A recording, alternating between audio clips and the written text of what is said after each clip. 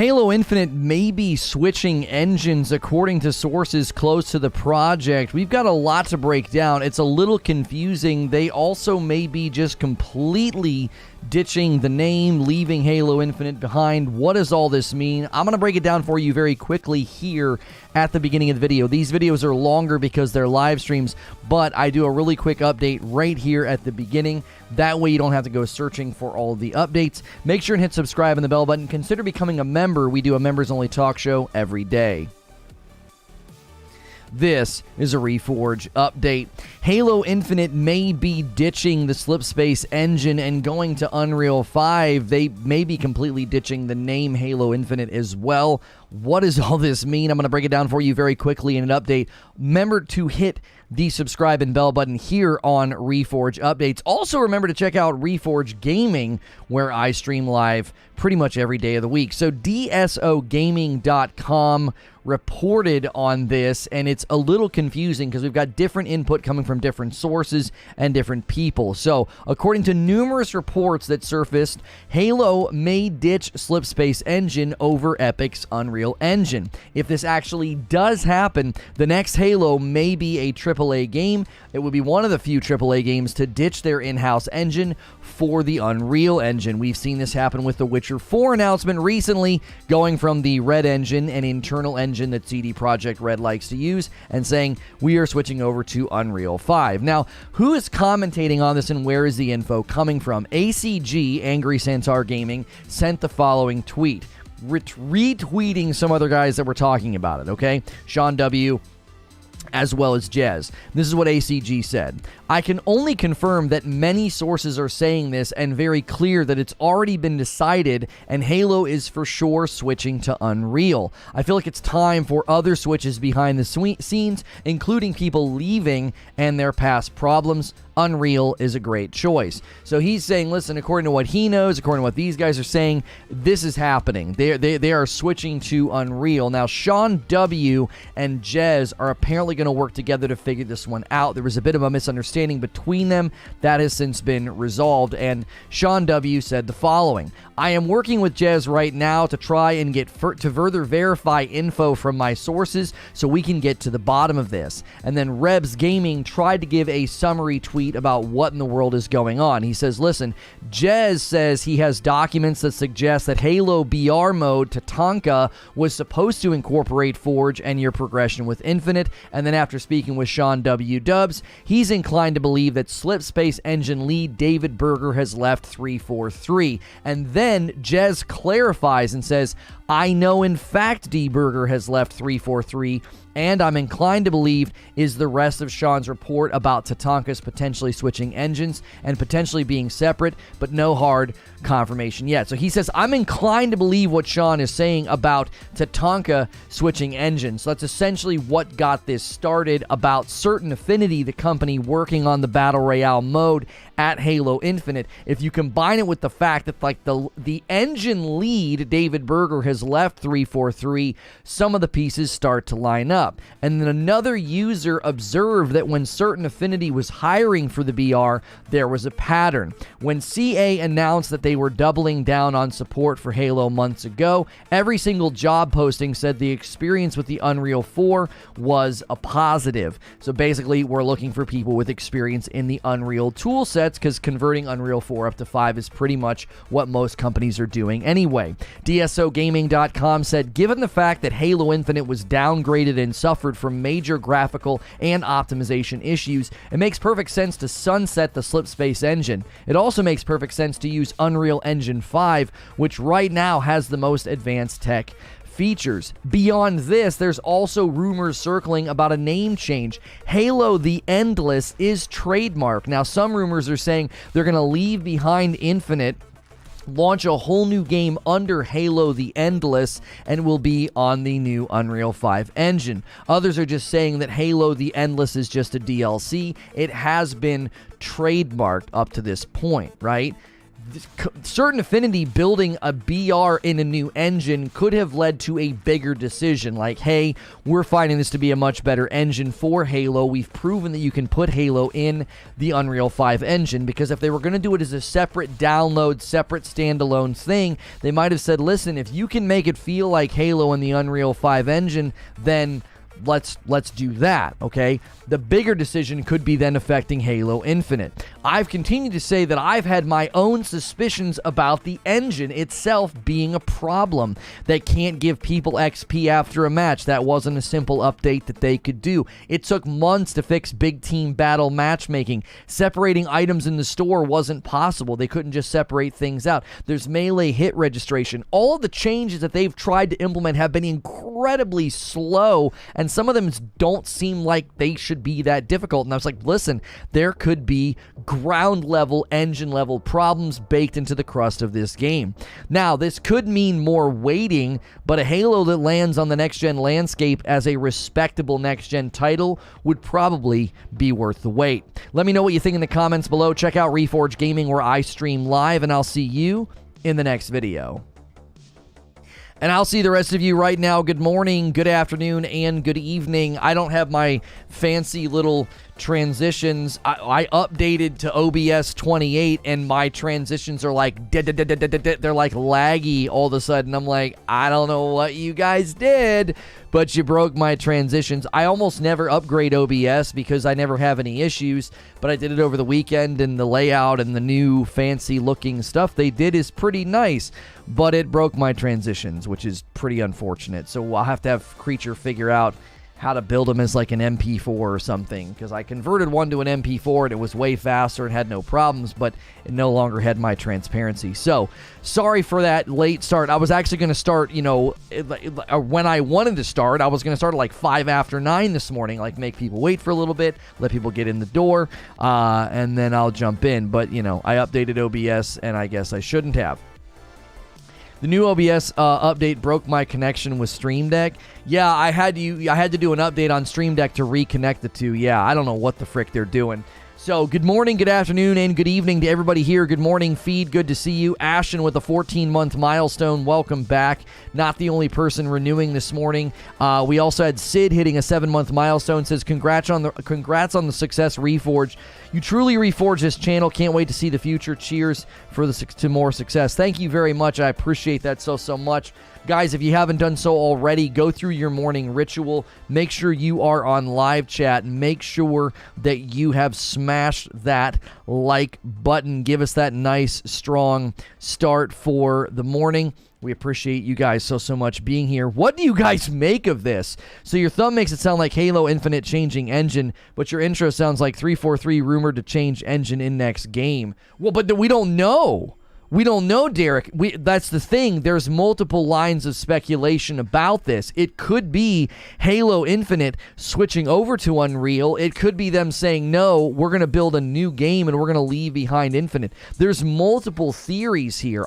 I think switching the name and ditching Halo Infinite would be a massive loss of consumer confidence, because people would be like, wait a minute, I don't understand. You guys did all this work, all this change, all these updates, you know, gave us assurances you were going to be fixing things, and then you're just going to leave Halo Infinite behind? Yo, Taylor Made with half a year milestone, 6 months, says, let's go, all love, thank you. 14-month milestone from Tenor, and it's a tier 2, thank you. My man Quad jumping back in as a member as well. So many members jumping back in, guys, thank you so much. We did hit 3,000 members. If you guys missed the members only stream with my wife and I playing Just Dance, go watch that VOD. It's fantastic. I'm not sure how that would even work. You can't, like, port a whole finished game into a different engine, can you? Wouldn't they be looking more at a remake? Well, no. Here's what... Okay, let me piece together my own theory, Derek. So according to Jason Schreier's article, they basically scrapped two-thirds of the game. They scrapped a bunch of the game. It was going to have this big, huge open world. It was going to be more like Breath of the Wild. It was going to be this, you know, this massive thing. What if they started slowly porting all of those assets over to Unreal so that game that they wanted to deliver, they eventually can deliver? Like, they've got a big open world. They've got a sort of more live service style Halo that they want to build, and they actually can build that by porting all of those assets over to a new engine. Now, usually when you bring things over into a new engine, you are building them from scratch, right? Now, people that already have, you know, Unreal assets going from like Unreal 4 to going to over to Unreal 5, that's an easy step, right? It takes time, but it's far more easier. That would be my only theory at this point, was that it's come to light from a recent reaction video that I did that they wanted to build a Halo live service sort of at the level of like a Destiny, right? And so I said, man, if they want to do that, then they can't use what they have now. What they have now is too narrow. They had to retroactively add co-op, which still hasn't happened, and then, you know, and then Forge is on the way. The real question would be are they just buying time right now, right? 343 Industries studio head Chris Lee departs the company following the Halo Infinite delay. So he left in October of 2020? Okay, when Joseph Staten came in, he said no and changed everything. Something about Joseph Staten coming in said no to it being a DLC. So you think Staten came in, Paul, and said no, we're not going to do Halo the Endless. We're going to do that not as a DLC. We're going to switch the game over. So you expect a whole nother game, not Infinite as we know it, some future game in the U5 engine. I don't know. Where there's smoke, there is fire. There is something happening right now with Halo. And if you really look at all of the signs, what they're doing with Season 3 and what they've been doing with all the features, it's almost like they're just stalling and buying time. It doesn't genuinely feel like... It doesn't feel like they're actually taking that long to build the next season. Does that make sense? Like, what on earth are you doing that you couldn't roll out Season 3? Like, what exactly made Halo Infinite Season 3 so difficult to roll out? The only thing I could think of is that you've got this sense of we're doing something far bigger than just pushing out another season. Right? Just say it. 1, 2, 3, the Halo. Oh, instead of calling it Halo the Endless, just call it the Halo. It does feel like there was a hard shift in direction. I'm excited to see what they do. Honestly, I'm not a genius, but it'd be cool to see how they do it. Infinite blew up when it dropped. I had so much fun with the flight until they dropped the entire cake and people quit. And now it's a very upside down with management and moving on pretty much. Engine is holding them back. I've said from the very, very beginning that something felt off. I've said something feels off on this engine. Yo, it's good, E-Man. Why is it so hard for them to do, like, the most basic things? Like, oh, I don't know. Hey, can you update that to give people XP at the end of a match? No. It takes them 2 months to fix Big Team Battle. They can't just go into the store and separate bundles. Like, what the frick? Why are these things so difficult? This doesn't seem like modern day development agility. This sounds like you're using something that's busted or broken or slow. Like, what's going on with the Halo Infinite engine? If you're just tuning in, the cover story today is Halo Infinite switching to Unreal. We've got multiple sources reporting that they have heard they are ditching the Slipspace engine and going with the Unreal 5 engine, and that has led to other speculation. Will Halo Infinite even continue as a game underneath the current umbrella title of Halo Infinite? What is Certain Affinity actually building? We're hearing that Certain Affinity is actually not even building a BR, but then there's people saying, no, they are building a BR, and the going theory is, at least mine, they started building the BR in a new engine. I think Staten or whoever looked at Certain Affinity and said, we need a Halo Infinite BR, but we cannot have it. We cannot have it in this Slipspace engine. This engine is a dadgum joke. I haven't had as much as I did with the campaign in a long time. Had as much fun, you mean. Bungie is even taking the hook and mobility directly for next DLC. I really doubt Bungie's looking at Halo Infinite for inspiration about anything other than maybe what not to do with their property. The UE5 switch doesn't make sense, says Eugene. Microsoft is willing to license UE5 for Halo. All that time and money spent building Slipspace and their flagship title's going to be on a licensed engine? I mean, Eugene, there is something happening with UE5. Companies are ditching their in-house engines for it. Like Witcher 4, CD Projekt Red is like, we can't do this anymore. I'm telling you, I think something is happening, and this is my rough flyover theory. I think in-house engines that were cutting the mustard up to now aren't cutting it anymore because you need to do too much. Games need to look a certain way, be a certain way, feel a certain way, and these in-house engines just aren't cutting the mustard anymore. Oh, and let's not forget that, yeah, Gears of War is a Microsoft property, and they're converting all their stuff to UE5 right now. They're converting up from UE4. So, like, it's not beyond belief that, a company, just because they're owned by Microsoft, that they're going to be, like, anti-UE5.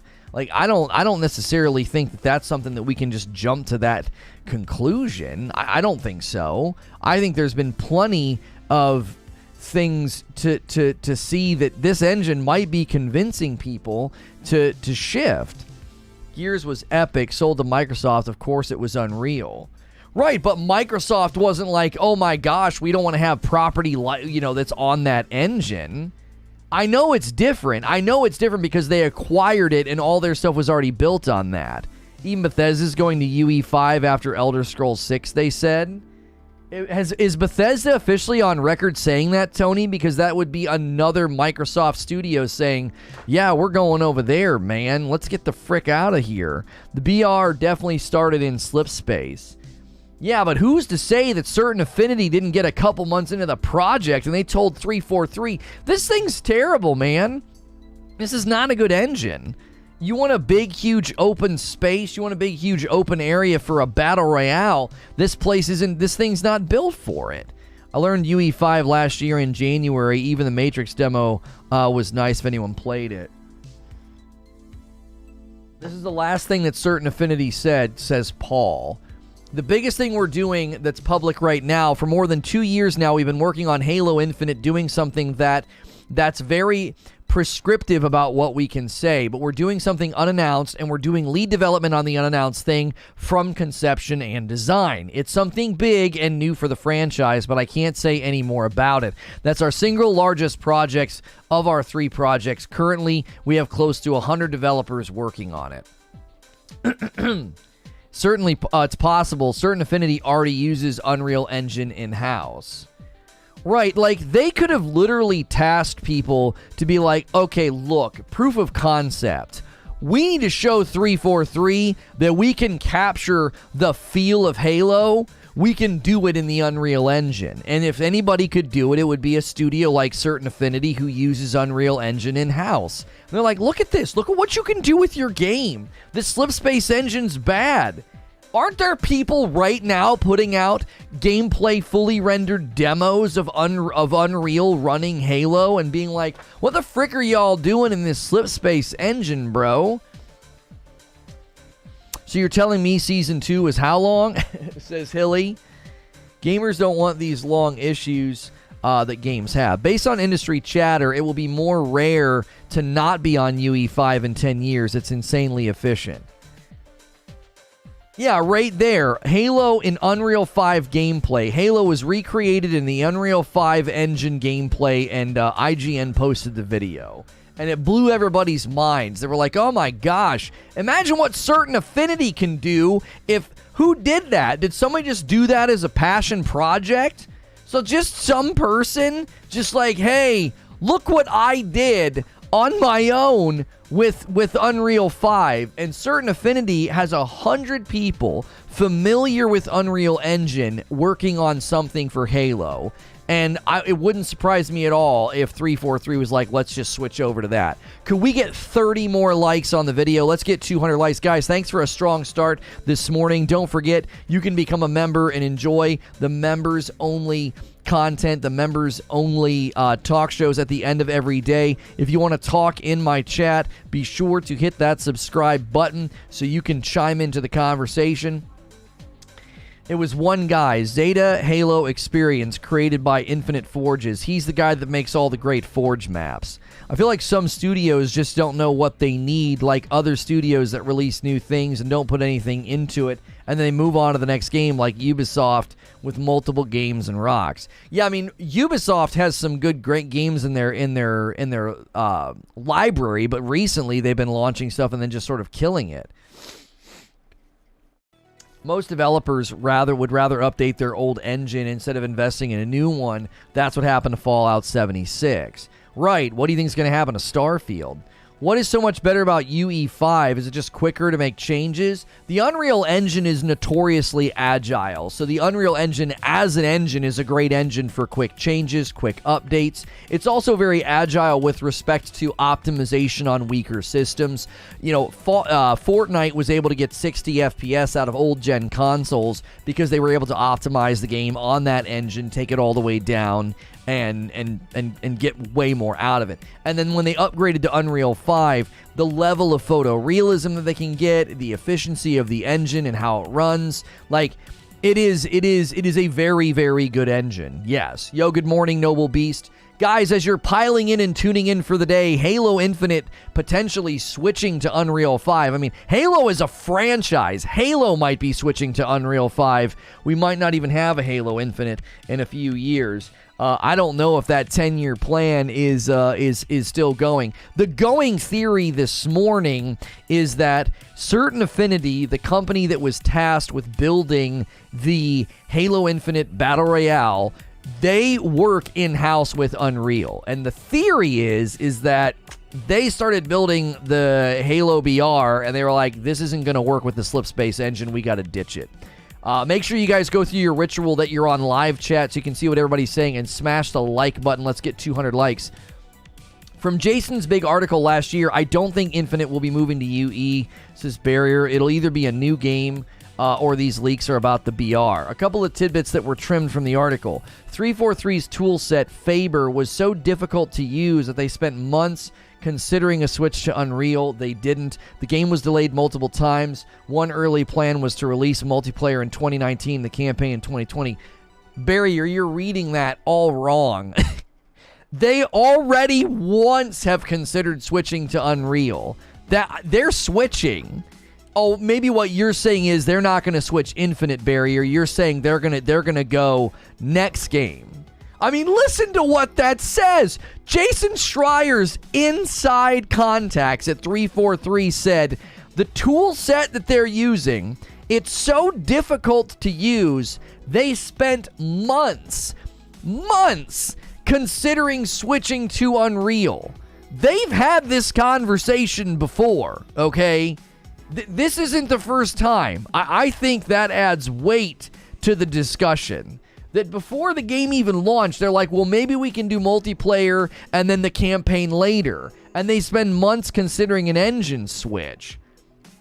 That engine and those tool sets have got to be pretty friggin' bad if you're on the runway of the game coming out and you're like, maybe we should just completely ditch this engine. A 14-month milestone from Doom. This is great. New Halo game made by Joseph Staten is the right decision. Halo Infinite's going away. Aggressive fix to a bad problem. I respect it. Listen, it's so crazy that it just might work. Like, the general public consensus would be like, you gotta be freaking kidding me, but they could win people over with the BR. Do you know what I'm saying? If the Halo BR comes out and they're like, yeah, this is what we're doing, this is what the next Halo's going to look and feel like. That might win people over, especially if it's totally free to play. Can I get 6 more likes on the video? Come on, guys, roll us over to 200 likes. If you listen and watch this show regularly, making sure you're subscribed, smashing like, and considering becoming a member, those are all the best ways to support what we do here. I'm not running advertisements in the middle of the broadcast. I give you between 4 and 5 hours of a talk show Monday through Friday with virtually no disruption. Also, don't forget to check out our coffee. The only thing we advertise is ways for you to support that benefits you. Membership benefits you. Coffee benefits you. Even my t-shirt. Halo BR kind of just craps on the story, though. Not really. It could be a practice arena. I mean, what do you mean? What are you doing in PvP? What are you doing in PvP in Halo Infinite? You're running around an arena and killing Spartans, sort of. So 343 have maybe told Certain Affinity, removing Halo the Endless to UE5, you might as well switch the BR to Unreal Engine now. I think it's the other way around, Paul. I think Certain Affinity started working and said, what in the ever-loving frick is this tool set? Think about it. Certain Affinity works in-house with Unreal Engine, okay?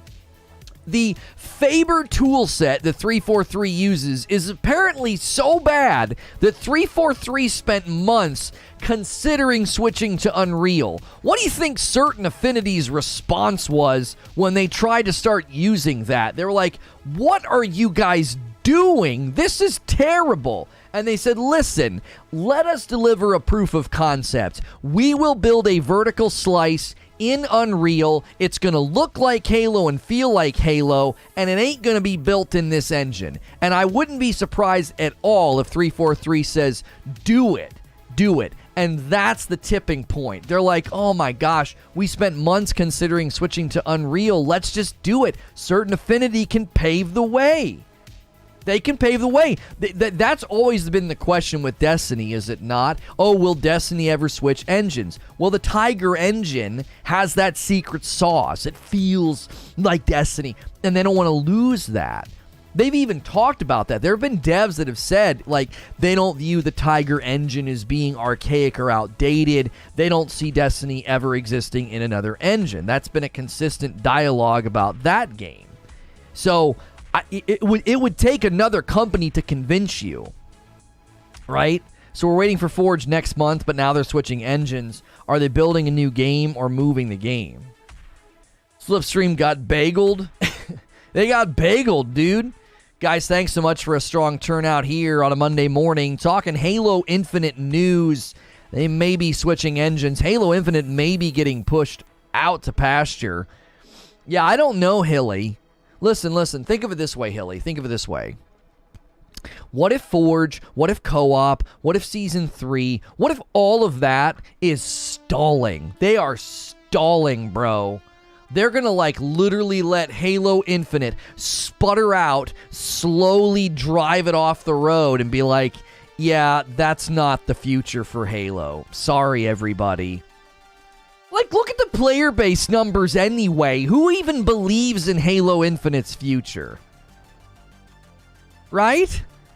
This is irrelevant when mentioning Destiny? What do you mean? What's irrelevant? Oh, this is relevant when mentioning Destiny.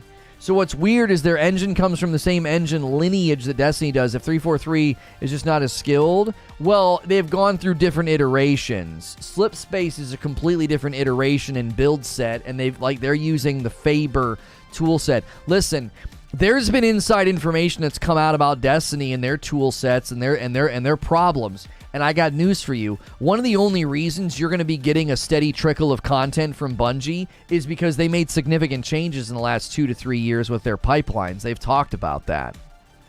They had to make huge changes. So they made updates to their engine and they made changes to their pipelines and their processes because they couldn't get stuff out quick either. It is a stubborn, slow engine at its core.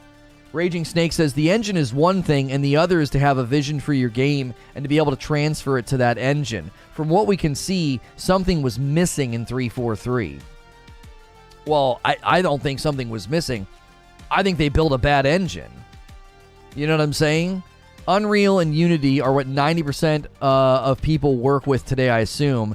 Taking new devs and people going to school for it. Oh, talking new devs. Right. That's such a good point, Butters. That's another thing to consider for your dev studio. Do you want to be able to hire talent in a couple of years? Okay. Do you want to keep bringing people in and trying to onboard them?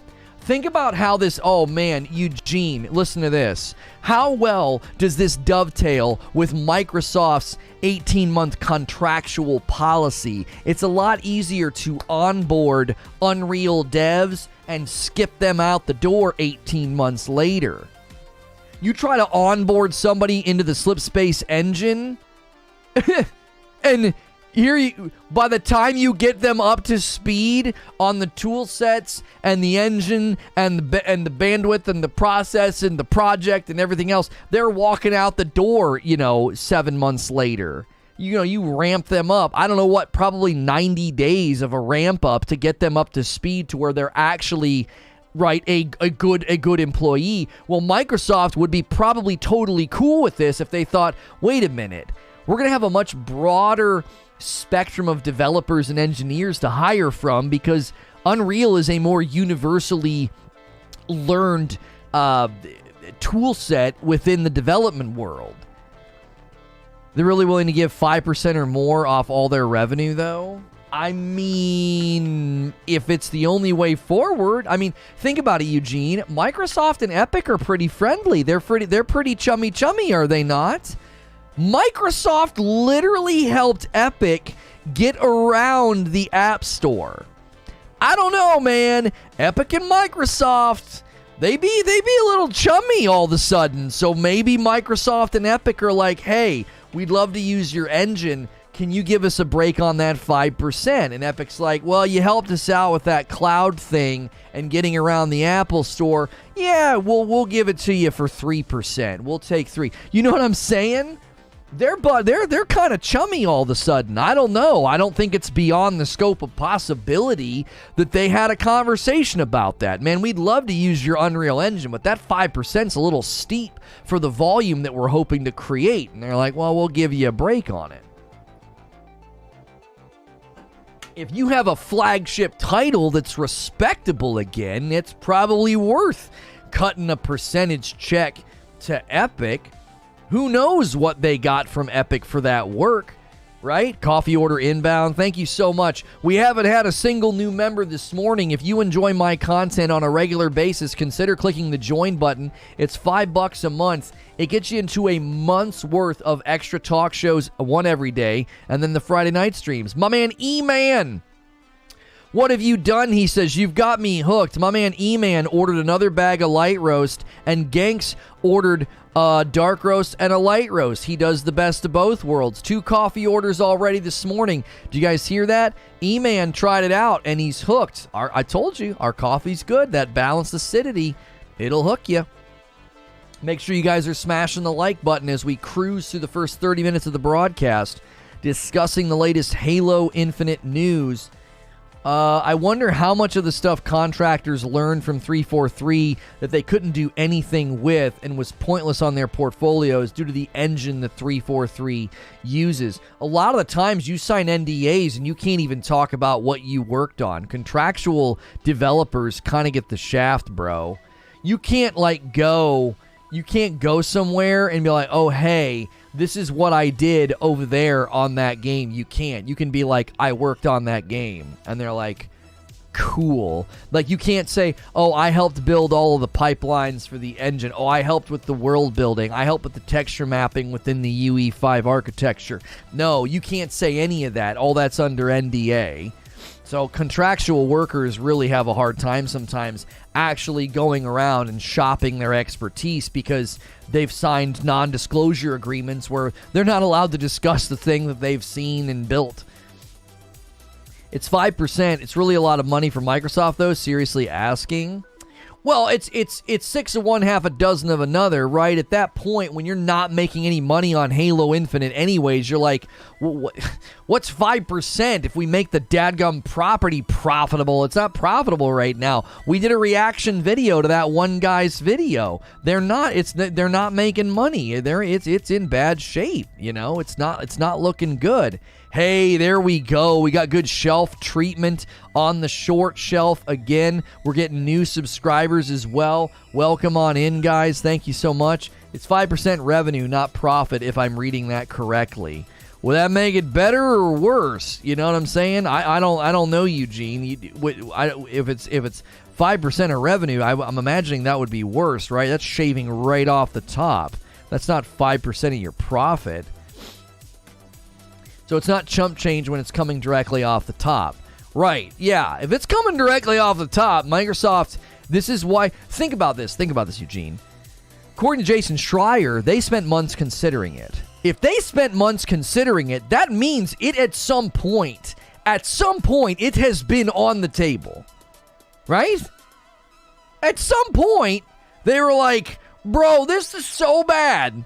We're willing to give 5% to Epic. That's how bad this is. If Microsoft was even considering it, then that means they don't want Halo to be where it is right now, right? They wanted Halo to be out there on the forefront. They wanted it to be the flagship title, and it hasn't been that.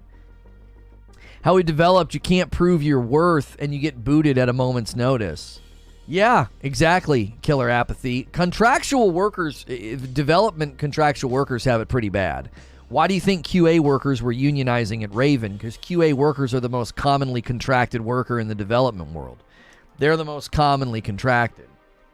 Because they spin up the QA department, you know, for the last 6 to 18 months of the game's development, because now it's time to test. And they don't get to say what they've worked on. They don't get to say what they've done or seen. They just get to say, I worked at that company, right? A lot of the times you can't even say what game you helped with. You can't be like, oh yeah, I worked at that company and I helped test XYZ game. No, you're just like, yes, I worked at 343 or I worked at wherever. With as many studios that would be running, Microsoft would probably negotiate a flat fee to use it. If Microsoft is the biggest software company in the world, they know the business model. I mean, listen, I'm not going to act like Microsoft doesn't bring a lot of weight to the table. Like when they sit down at the table with Epic, Epic is not the big gorilla in the room. Microsoft is. Microsoft could be like, let's have a conversation.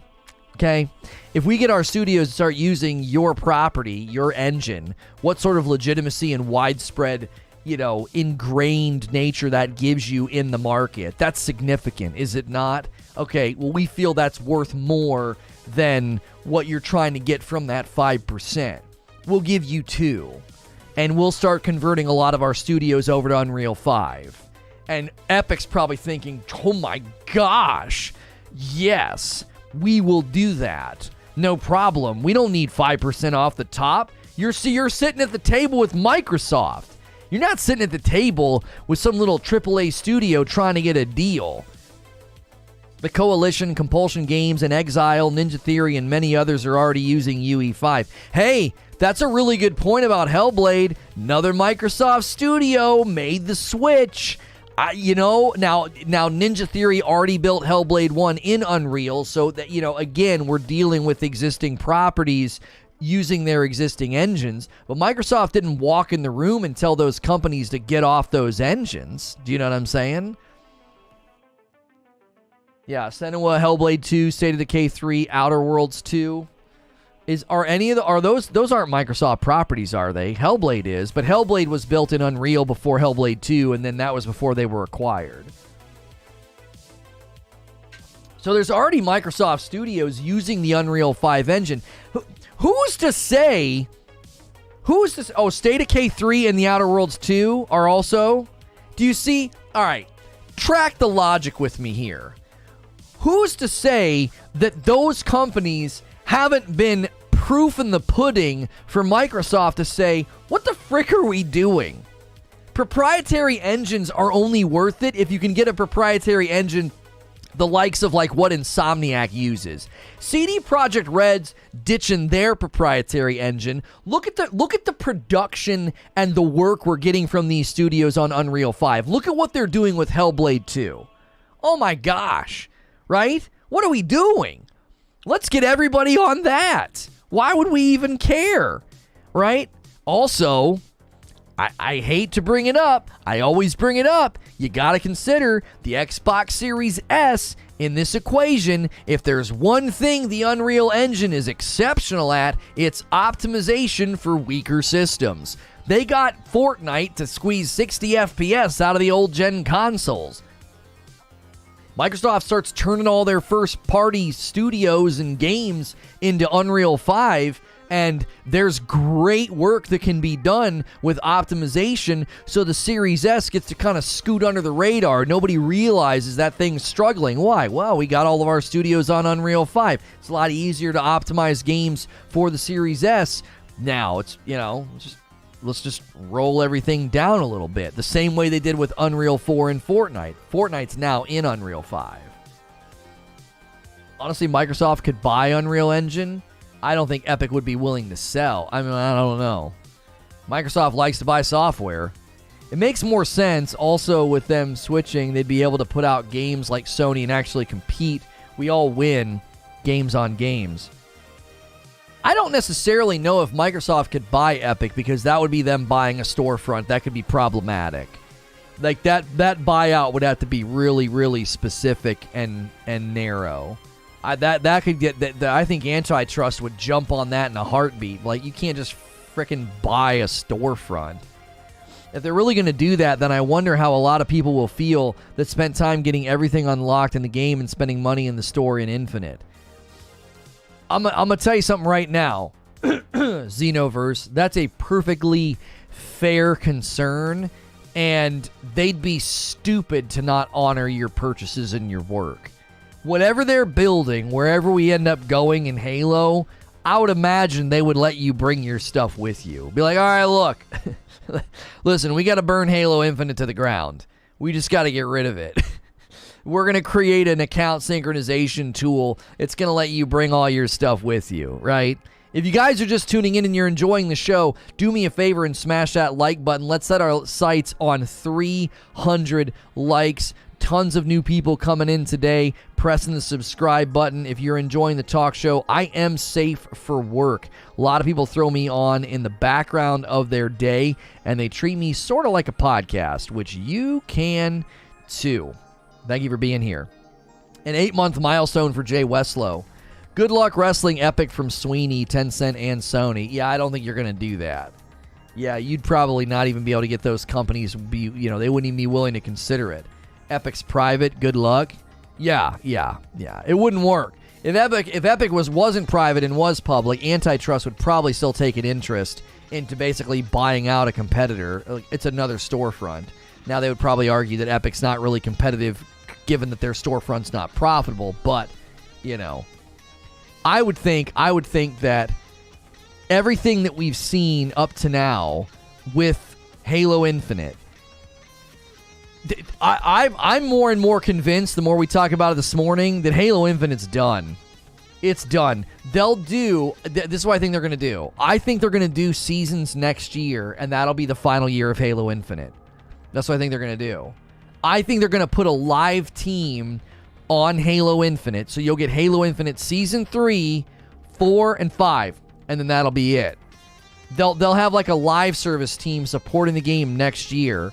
They'll crank out those seasons because that's not that hard, right? A battle pass, you've got some events and some game modes. You can even recycle the events for Pete's sakes. They've already got the events built. So you recycle the events, rotate the cosmetics, and there you go. You got a year of support for Halo Infinite, while everybody else, all of this year and next year, is helping with whatever's next. And then what I think they would do is Certain Affinity would launch the Halo BR as a standalone product in the Unreal 5 engine early 2024, or maybe end of next year, whatever, and that would be the new era for Halo. They'd be like, listen, this is a new era for Halo. New engine, new outlook, and this is the runway. This is our audition tape for you to see what we're going to be able to do with Halo in Unreal. They'd be like, listen, Halo Infinite's done. We gave you 3 seasons. We gave you a whole other year of support and content. And this product, by certain affinity, this shows where we're going. This is what we're building. And this is, if you're like, let's just call it Halo the Endless. Our next iteration for Halo is going to be Halo the Endless, and it's going to be entirely rebuilt in the Unreal 5 engine. And don't worry, if you want to know what that's going to feel like, you can play the Halo BR, the Halo Battle Royale, right now for free in the Unreal 5 engine. It's what Certain Affinity's been working on. And that will change the dialogue. If you have this groundswell of free-to-play players in the general public storming into a Halo BR built in the Unreal 5 engine, and everyone's like, this is phenomenal, this feels incredible, then now everyone's confident in whatever in the world you're building, whatever next version of Halo you're building, there you go. You've already felt it. You already know how good that it could be. They've given you basically an audition tape. Halo Infinite, more like Halo Finite, am I right? Right. I just bought a Series X and Stadia closed, says Phil D. And I'm happy the Game Pass lets me play Halo for free because I would not purchase it otherwise. My question would be then, are the Battle Passes coming next year going to be free? I mean, they'll have probably the exact same setup they've always had. Free track, and they'll have free track, and then they'll have the premium track. Listen, they're still going to try and make money off Halo Infinite. If my theory is somehow shot in the dark exactly right, then they're still going to try and make money off of Halo Infinite. The jokes are endless, and the laughs are infinite. That's right. Free track, paid track, pretty much everyone does it. Yeah, I can't see them just giving things away next year, even if that's their plan for that to be like the final year of Halo Infinite. Let them do BR, bring all your skins and any skins you buy into the free BR, and then move to the next Halo. Yeah, imagine if they treat the Halo BR like a Limbo, right? You get everybody to kind of come over and play this. You bring all your skins, all your unlocks into it, and then whenever they launch the next Halo game, you can do the same thing. You bring everything there. Is Halo Infinite campaign worth the money currently? I'd like to try it. Many people think it's the best part of the game. I don't know, Light Leap. I got about an hour and a half in, and I was like, okay, this isn't bad. This is actually pretty good, but I don't know if it's worth like buying. Yo, what's good, Screw? Liked. Everyone, good morning. Yeah, we need like 50 more likes, guys. Keep smashing that like button. We're just now nearing our first hour on the broadcast. We're about 15 minutes away. These broadcasts are usually a little over 2 hours, so we're about halfway through the show. If they're swapping to UE5, it means that the next Halo game is minimum 3 to 4 years away. Even Tatanka, they are still going to try to make Infinite for all it's worth. All right, listen to what I'm saying, Morningstar. Okay, it lines up with your 3 years minimum. All this year, I feel a portion of 343 has been building the next Halo in Unreal 5. Okay, it's just gut instinct. So that's why I think they're doing this year. I think it's why they have all the delays. I think it's why everything's been incredibly slow. Why? They're restructuring the company so that all the seasons next year are being built right now by a live team. So next year, the game can coast on fumes of pure live team support. You have seasons 3, 4, and 5 next year, right? They roll those out every 4 months, okay? Rest of the company is spending all this year building the game in Unreal 5. That's this year, and that's next year. That's 2 years, okay? At the end of next year, they will launch the Halo BR. That's been being built by Certain Affinity for a while, I believe, in Unreal 5. That launches end of next year, and they ride that for a year. And that's primarily where everybody goes to experience Halo in Unreal 5. That gives them 3 years to build whatever next Halo they want to build. I believe they're building the live service Halo. I believe it.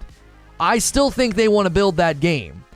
I'm dead serious. I think they look at Destiny and they're like, Microsoft can have a Halo that's like Destiny. because, you know, Bungie's now under Sony, so Microsoft could kind of have their own. Not that you know, Destiny's still multi-plat. I don't understand why we hear Sony investing here and there. They collaborate or help studios, and on Microsoft part, we hear zero investings, and they have trillions. If you want my honest opinion, I think 343 burnt trust with Microsoft. I think there's a hiring freeze, and I think they're restructuring.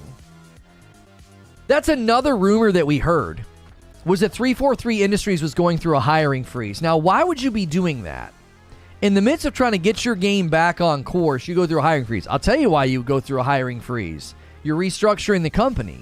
You don't want to bring anybody in yet. Why would you hire anybody right now? If you're switching to UE5 and you're restructuring the company, you do all that first, and then you start hiring.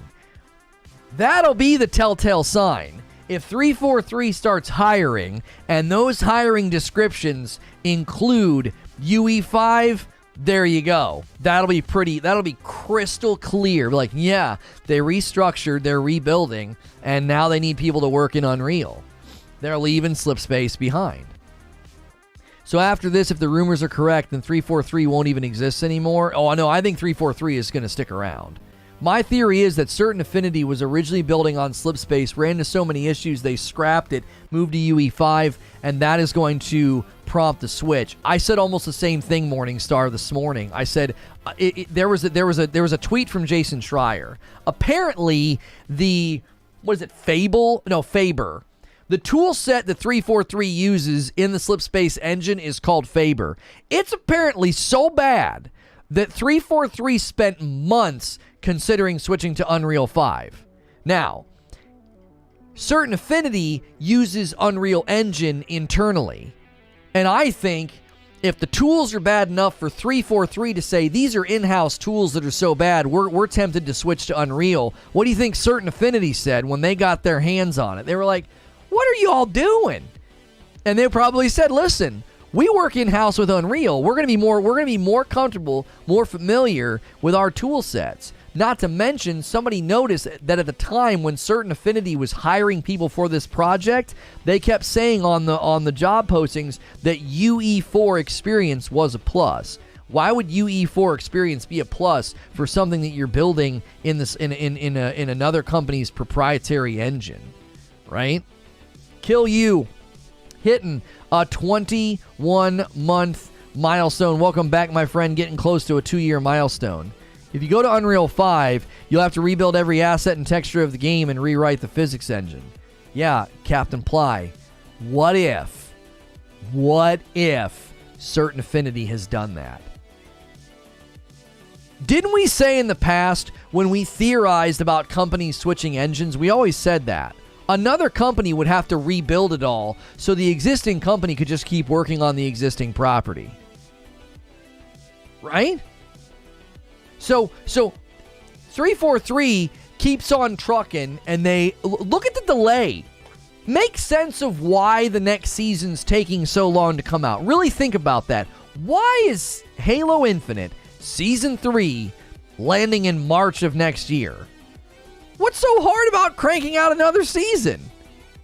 What? You remake the whole game overnight? No one's saying that. You're saying that. No one has yet said this morning. I trotted out a timeline that would work.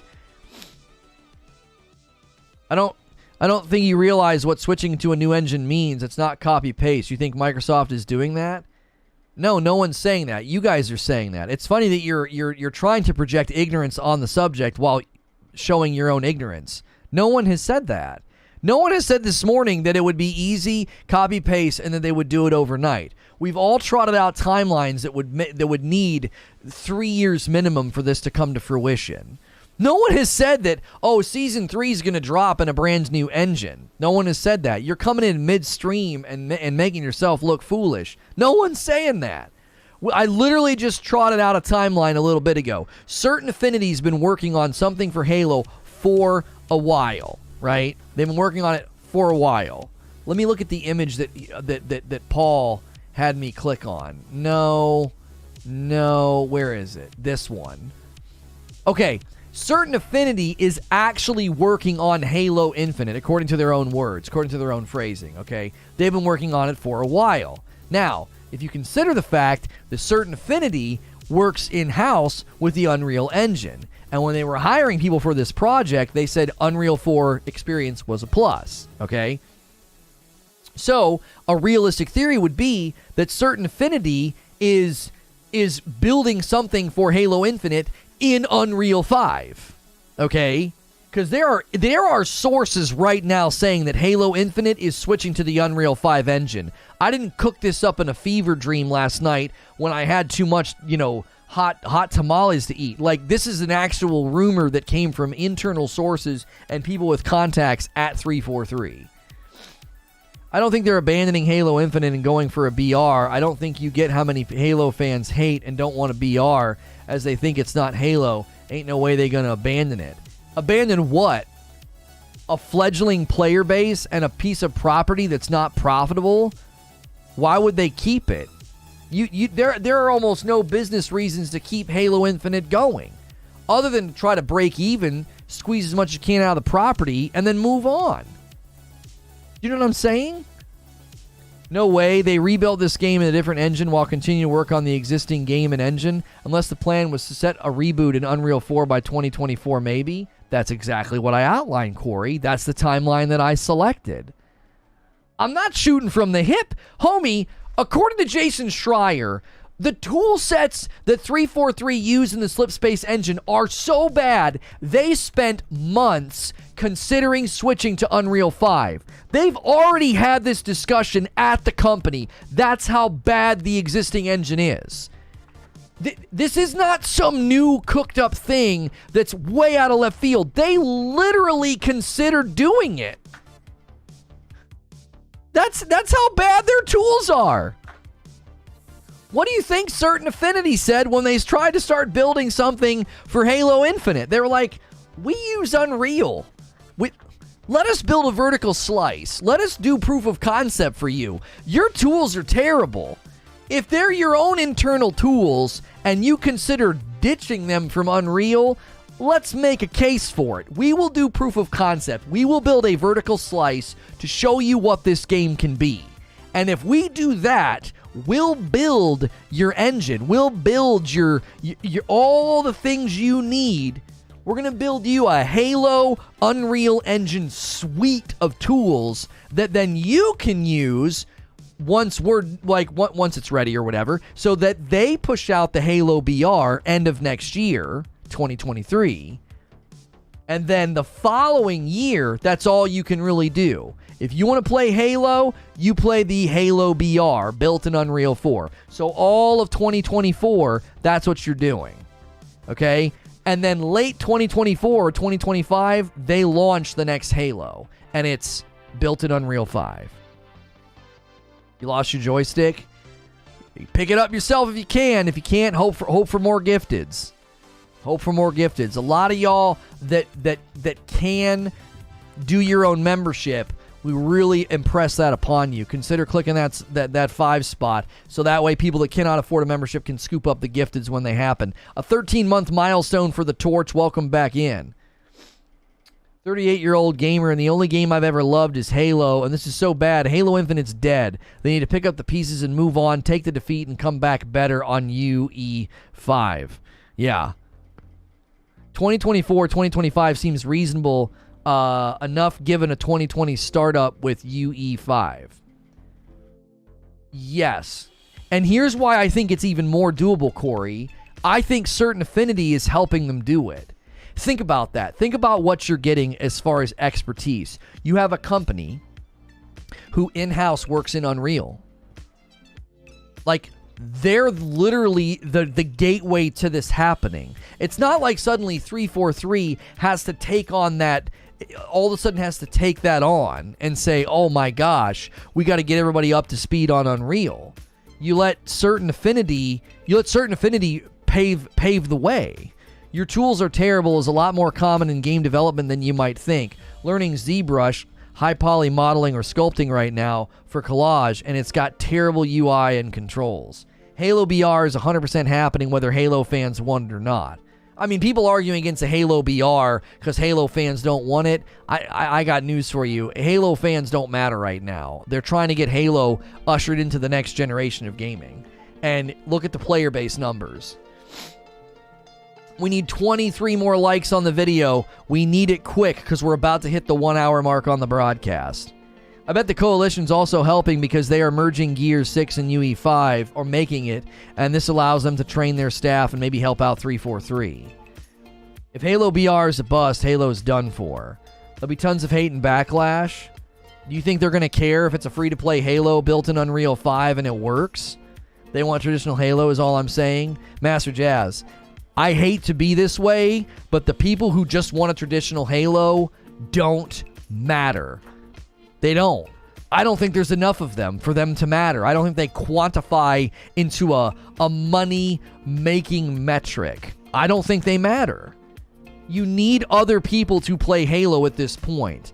The dyed-in-the-wool Halo fans that want nothing to do with anything new or fancy, I am so sorry to tell you this, you are too small of a group to matter at this point. You will not carry the franchise on your own. You won't. It's not possible. There's just not enough of you. A free-to-play Halo BR built in Unreal 5, now that has the possibility to fill a funnel full of players that say, this is fresh and new, I like this. This doesn't feel like the throwaway BRs right now. You know, maybe not throwaway, but you know what I'm saying, the meat grinder BRs. This feels more tactical. This feels more, I don't know, creative. I'm not saying it's going to be a hit. I'm just saying I think that's what they're probably hoping for with a Halo Battle Royale. I played Halo since I was a child and I want to BR. Hey guys, we are 1 hour into the broadcast. When that happens, YouTube says now would be a great time to run ads. I don't like disrupting the stream with ads. A great way to ensure that I can continue doing that is do a super chat tip, give some members, become a member. At the very least, do the free things. Hit subscribe. It doesn't cost anything to subscribe to the channel, and smash that like button. Those are great ways to communicate to YouTube that you are enjoying this content. Advertisements are, I guarantee you one day we're probably going to have to do that. A great way to stay the tide against that is to support the channel monetarily where you can. I don't know, it sounds like he's saying they'll kill Shutdown Infinite and Halo be a BR. No, that's not what I said. You're taking half of what I said. That's not what I said. All right, I'm going to say it again. I feel like you've been in here and have done this before. Like misrepresenting arguments is on, you know, I guess it's on your resume. That's not what I'm saying. I'm saying that next year you would get Halo Infinite Seasons 3, 4, and 5. At the end of that year, they would launch a Halo BR in Unreal. And you would spend all of 2024 engaging with that piece of property if you wanted new Halo. If you wanted new Halo, new seasons, new experience, free to play Unreal 5. They would simultaneously announce that the future of Halo is coming in Unreal 5 and they are no longer adding content to Infinite. And then they would say, Halo, let's just call it the Endless. That's one of the theories. Halo the Endless is coming end of 2024 or 2025. So you would spend 1 year and the only new content in Halo would be the BR. At the end of that year, they would use that to usher in the next Halo game. Think about what they could do with the BR. They could do live events, story things. They could do a lot of like what they do with Fortnite as a runway to get everybody excited about what's next for Halo. That would be a way to get there. They do these live event stories. Yo, a $2 tip through Super Chat. Thank you, Screw. No ads. Yes, Halo BR. 343 is doing something similar to what Massive is already doing. Bring in another studio, build a secondary game like Heartland, and then transition to their engine and update. My only concern for a BR in Halo is 343 wants Halo to be this uber sweaty competitive game. I'm not sure an overly competitive BR would land with the masses. I don't but they're not building it. Certain Affinity's building it. So I mean, I don't know. And we don't know if their vision for BR is supposed to be like hyper competitive. I don't see any evidence for that. BR is a gold mine, free to play BR especially. A free-to-play BR is especially a gold mine. It would be really cool if 343 could make something unique to Halo to gain more players instead of just chasing again, instead of trend chasing, but I guess we don't know what the BR entails. It sounds like more complex. Here's the thing you got to consider, okay? If the road to Halo becoming a truly next-gen, amazing title, if the road to get there is paved by another company building the game in Unreal 5, and it's subsidized by a free-to-play BR that you get a ton of people playing and you get a ton of people interacting with it, I don't see how that's a problem. Right? Like, if you get a ton of new people jumping in and saying, "Oh my gosh, this is great. This is fun. This is awesome." And if the diehard Halo fans are like, "I hate this. This is terrible. This is awful." Well, okay, but that it's not about just you anymore. It's about growing the franchise. Too bad the show isn't great. Cyberpunk seems to be profiting from edge runners. Yeah, having a good TV show can certainly help your game, that's for sure. Especially when you do a tie-in with gameplay. What BR on the market right now is competitive? It's not like 99% of... Is it like 99% of casual players? Really? I don't know what you mean, Paul. I don't think that a lot of people understand how live service games are supposed to work. Live service games are supposed to be a platform for people to jump into the game and a long-term content loop. That's another reason why, Corey, I think they want to do this. I think they want to build a Halo live service game. I don't think they want to stay in Slipspace because I don't think Slipspace works for live service. How can you have a live service game where you can't do a simple update? Really, think about that. Hey, could you just give us XP at the end of every match? Sorry, no. What the frick? What's the matter with your engine? That you can't just go in and do that? You can't break apart bundled items in the store? It takes you 2 months to fix big team battle matchmaking? What is wrong with your engine? That kind of an engine? You can't have a flourishing live service game in that environment. You need to be able to make quick changes and pivots and updates. Andrew Mandrew with a $5 tip through Super Chat. You put on a great show Friday night. Keep it up. Also, Halo BR sounds fun. Thank you so much for the $5 tip. If you guys are a new member or you're not a member yet and you become one, you can always go back and watch past broadcasts. You can always go back and watch past broadcasts that are members only. My wife and I played Just Dance on Friday night, and it was hilarious. Also, Lono, we can't add Team Slayer ranked because of UI limitation. Yeah, what is that? 343's homemade engine is so busted it takes 5 minutes to load the home screen. The home screen, says Mitch. What makes you say that? Did something happen? Did 343 say something? Okay, so to catch you guys up on the latest Halo Infinite news, there was some industry insiders. What's good, Geritol? There were some industry insiders that said, listen, we are hearing that the game is switching to Unreal. We're also hearing that what Certain Affinity is building has something to do with it. The BR isn't coming out anytime soon. That's the other piece of this I think people forget, is that Tatanka, the Halo BR, I think it was supposed to be out already. I think it was already supposed to be out, and it's not. And I think the reason it's not out is because the timeline for it got completely ruined because they decided, no, we're going to build this BR in Unreal 5. Yo, it's good, Louise. You bought Gotham Knights and God of War. Good for you, man. This has to be a joke, says Hilly. Like, if they discussed this for months and decided not to change the engine, but now they have, cut 2/3 of the game, and now they're switching, is the BR connected to Infinite or not? Let's consider something, Hilly. Let's consider something. When they decide internally to not switch to Unreal, okay? We've had this discussion about God of War Ragnarok going to Egypt. And the reason that we say they're going to Egypt is they voted on where they wanted to go next, and half the studio wanted to go Egypt, and half the studio wanted to go Norse. So it stands to reason that a lot of those people are still there saying, let's go to Egypt. So it stands to reason if they were internally deciding on whether or not to go to Unreal, there were people at the company that were saying, I would like to do this. This would be better for our pipelines, our projects, our efficiency. We'd be able to hire people more efficiently. This would really, really help us. They they ultimately decide not to do that. That doesn't mean all those people suddenly don't think that. And if Certain Affinity comes to the table and says, listen, we work in-house with the Unreal Engine.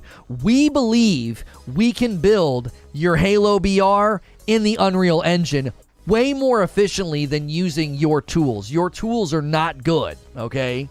And so they build a vertical slice to prove it to 343. This is my theory. And 343 looks at it and the higher up says, that's where we need to go. We've done all this work, we've gone through all this pain, we've gone through all this lack of efficiency and slowness. Let's get the frick out of here. Let's have these guys help us. Hey, our first gifted member, and they seem to be going fast again. C.A. Wicks gifting a membership, and it goes to Beast of Darkness. Thank you for kicking off some gifted members, C.A. Wicks. Creature says, what if they got a sample of the BR from the dev working on it and they were like, yeah, we have to switch? That's literally been my theory this morning. Is that Certain Affinity said, listen. In a month, we can have a vertical slice for you. And it's going to, we can't even do that in your engine. We can't do it. It's going to take too long.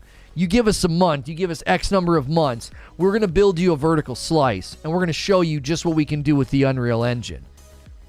And if we do this, this is the catalyst, and this is the road to getting Halo into Unreal. We will build the tools. We will build the engine. We'll build the tool sets. We'll build the world, right? If we're building the BR, we're going to come up with all the things that you're going to need, and then maybe all the light bulbs started going off. And they're like, we scrapped 2/3 of this game. It's all just sitting there. What if we took all that and built the game that we wanted to build? Right? What if we actually build the Halo live service game we've always wanted to build? And this is the way to get there. And if the public needs convincing, what better way to convince them than to give away a free Battle Royale in Unreal 5 and say, this is where Halo's going. Come and experience Halo Infinite. Because according to Certain Affinity, they're working on Halo Infinite stuff. They didn't say Halo. They used the expression Halo Infinite. So I don't know. They might not be ditching the name. Some people think they're going to ditch the name Halo Infinite because it's so stigmatized now and it's got such a bad rap. They're going to just shutter the whole thing and completely launch out into new naming, new branding. You know, Halo the Endless or whatever. There are other people that think that the Halo the Endless is just a DLC. I'm not sure if it makes sense financially. They've dropped so much time and money into Infinite. To reinvest that amount needed to convert just doesn't seem realistic. Does it seem more realistic to buy into sunk cost fallacy and continue throwing money at a sinking ship, Reese's? Which sounds better? Like, look at what they're doing. They just keep throwing... Like, seriously. Halo Infinite right now isn't making money. And they're staring down the barrel of just having to throw more and more money, more and more bandwidth, more and more years in development time at it. That doesn't sound any better. You're choosing between two terrible choices, and at least one of them has the potential to turn profitable for you. The current trajectory doesn't seem like profitable is even a possibility at all. As a Halo fan since 2001... but also a BR fan, I think Halo fans would like a BR more than they realize. Halo is an arena shooter and is pretty close to a BR. Weapons on the map, 2-weapon system with ammo management, vehicles, Infinite added a revive mechanic for multiplayer and a shrinking zone, map equipment. Some previous Halos had health and shields that you could use, and health packs, so I could see it being used again. This has to be an out-of-season April Fool, says Hilly. Like Halo Infinite is just one big flight. Beta to test for the world, on the road to building a UE5 Halo after 7 years, failing to build one in Slipspace. Well, I look at it this way, Hilly.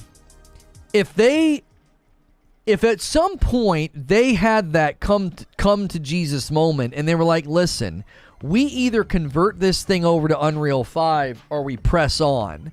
Somebody somewhere said we got to press on, right? And when they make that decision, it's kind of a 50-50 decision. It's not necessarily a burn the ships decision, but it's like, listen, if we do this and this doesn't work, and it didn't work. Do you know what I'm saying? Like, we did that a year ago. Last month was the 1-year anniversary of us doing something similar and pretty scary. It was a burn the ships moment. It was like, listen, we're going to make this change. We're going to move our live show to a smaller channel. And if this doesn't work, we're done. We'll have to pack it up and go home. Now, in Halo Infinite's case, they have a potential, a potential help where they could say certain affinity is going to really, really help get us out of this woods. Like, get us out of the woods, because think about it.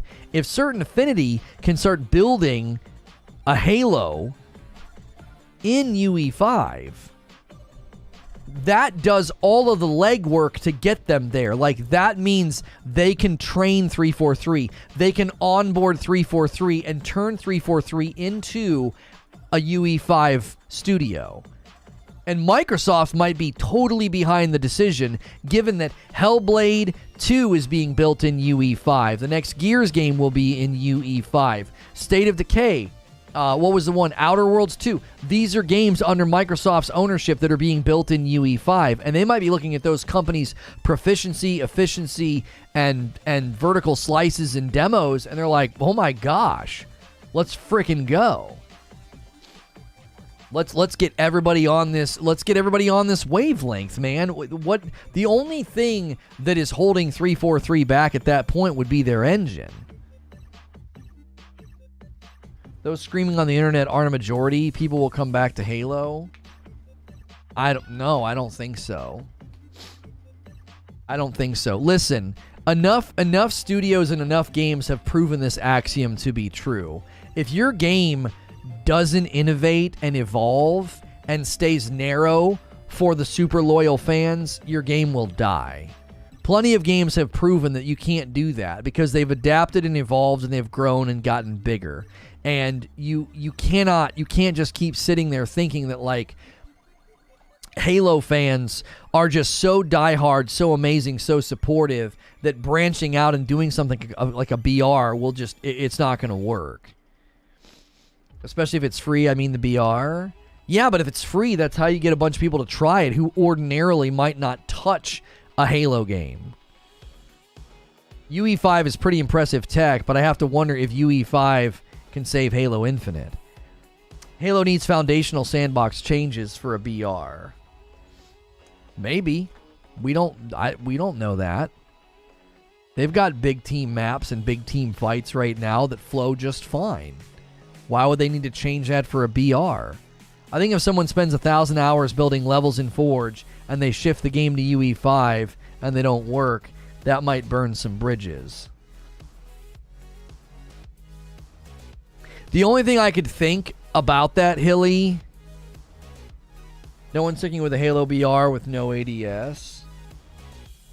What do you mean? The game has ADS now. Halo Infinite, you can ADS with every weapon. Almost every weapon. Can't you? Homie made Andy's room would be heated. Yeah, you know what's funny, Hilly? I think Forge is the sticking point. Like, that's the monkey wrench in my theory. Right? It's not a true ADS. Okay, well, if Certain Affinity is building a Halo BR in Unreal 5, then maybe they figured out a way to make the ADS, work, right? Let me scoot on in here. Hello. Thank you guys for being here. If you're enjoying the show, smash that like button. Let's shoot for 400 likes. There's enough people here to probably give us enough likes. Subscribing to the channel is free, and so is smashing the like button. It's not ADS, it's zoomed hipfire. Again, I don't think that certain affinity would necessarily build the game in UE5 and not figure out a way to make true ADS work. You don't need to aim down sight to have a BR. Apex Legends has the ability to shoot from the hip, and it's successful. Well, every game has the ability to shoot from the hip. He's saying you need to be able to ADS.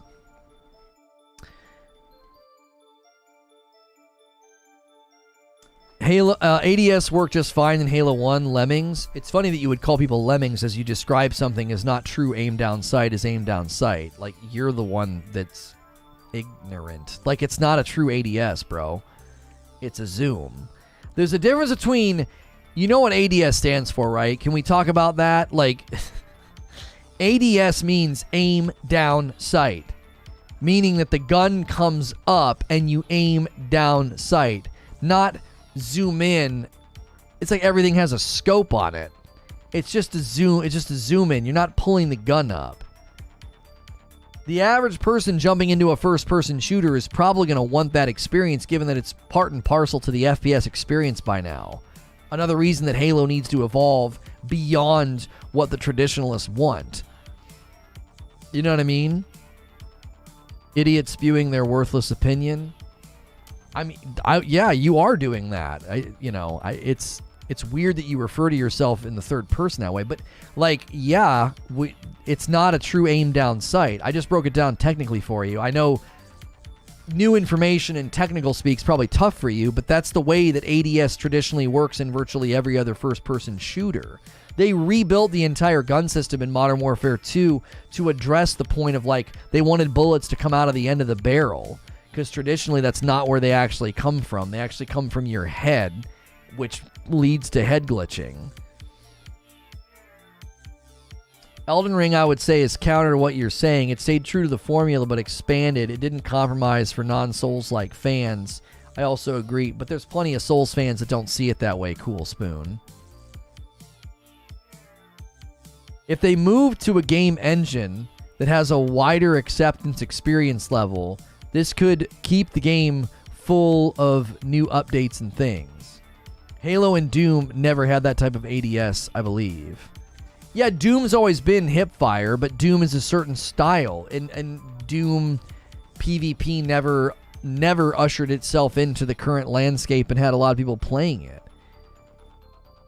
I cut my teeth on Quake 2 and Quake 3, non-ADS hipfire games, and that style of gameplay is not really appealing to people anymore.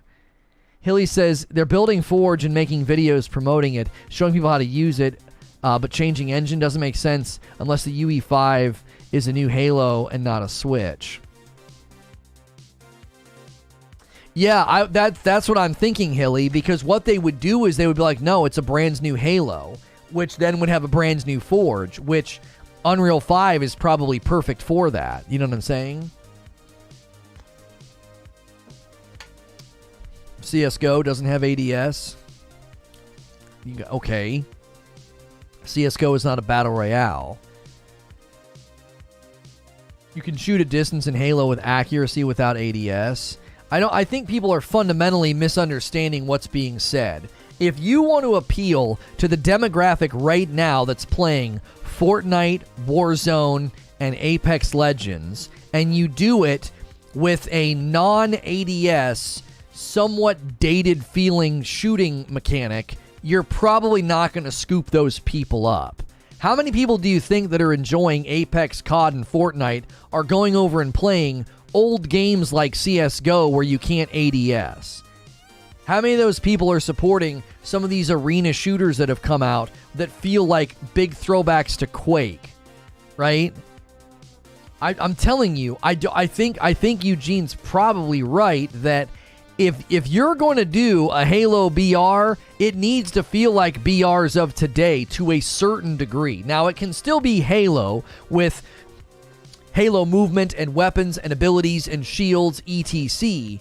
But that doesn't mean that you can't like give people what is base level expectation.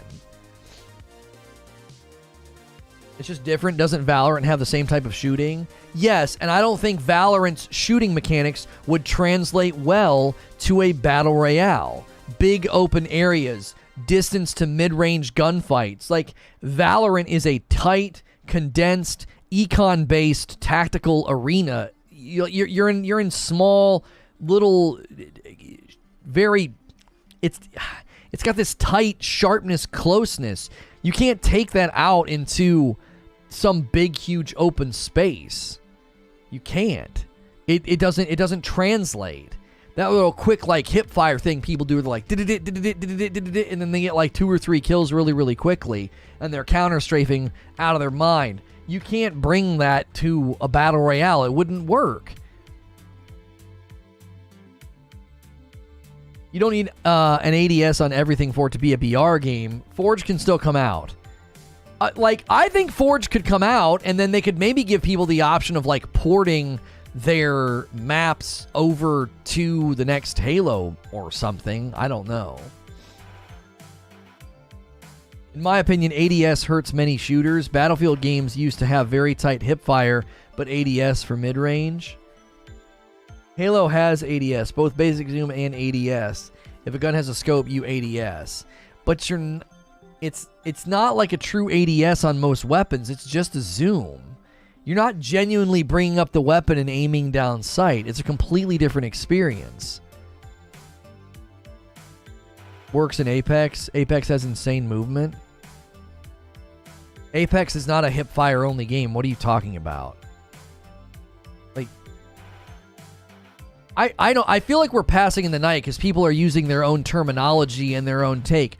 We're not saying, like, that you can't hip-fire in other games. No one has said that. You can hip-fire in other games.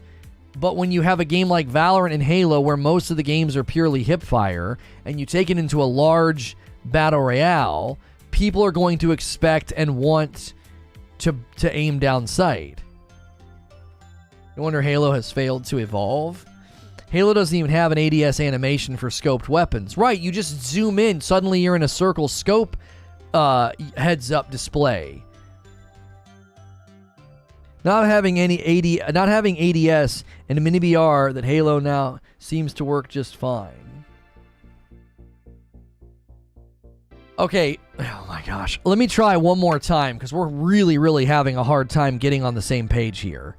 The point that we're making is if you are going, we're building off of a theory, and the theory is that Certain Affinity is building a Halo Battle Royale in Unreal 5 that will be free, and they're trying to capture a lot more people to the Halo brand and the Halo franchise. Okay? Building off that theory, the idea is that you would need ground level first-person shooter ADS feel. You would need that feel for the average gamer to accept a Halo BR. Like, you guys are bringing up CSGO and Valorant, and I can hip fire in Apex. You're not even remotely talking about what we're talking about. It's not even close to being the same. If the goal is to attract new players, you want to appeal to the muscle memory of people who play modern BR shooters. Yes, not needed but beneficial. That's exactly right. If the average person steps into your first-person shooter BR and they feel like they're taking a step backwards in time and it doesn't feel like what they're accustomed to, that's going to be a severe challenge. Like, you know what I'm saying? Imagine coming from Call of Duty Warzone or Apex Legends and suddenly jumping into Halo and being like, oh, I'm supposed to shoot these guys at distance, but I don't ADS, I zoom every time? It's like a zoom circle? What? You can't ADS in Fortnite. I think people would be all right. Okay, that's a third-person shooter. We're talking... What is happening? Some of you... I know it's Monday. Some of you guys need to drink some coffee. Fortnite has some ADSing because there are scoped weapons. Some of the scoped ARs are really strong for that reason. But it's a third-person game. We're talking about first-person shooters right now in the market and what that general expectation would be. If you come, as I said a moment ago, if you come from Apex Legends and Warzone into Halo, and you're not actually ADSing, you're doing like this zoom circle thing, people would say, this doesn't feel right. There's something off here. Like, A lot of the people that scooped up Halo for free talked about that. Doesn't feel good on mouse and keyboard, right? You can't really ADS. I don't like it. I don't like the zoom. There were plenty of people that did not find Halo Infinite to be that appealing, and it's because they've been playing shooters for a super long time, and it just doesn't feel the same. Why are we pretending that people are not familiar with scope sights? If the gunplay is fun, people are not gonna care. I tell you what, if there's door number 1 and there's door number 2, right? If there's door number 1 and there's door number 2, and door number 1 is don't change anything. Don't change anything. Leave it how it is. No ADS. That's not Halo, right? Don't change Halo. It's good as it is, right? I'm going to let you walk through door 1 and enjoy mediocrity and a dead game. And I'm going to walk through door number 2 and be like, listen, you have got to evolve this game beyond what it originally was. You got to give people ADS. You got to give people a modern shooter feel. And I think Certain Affinity can bring that with the Unreal 5 engine. I sometimes think fans of games would be totally happy, right?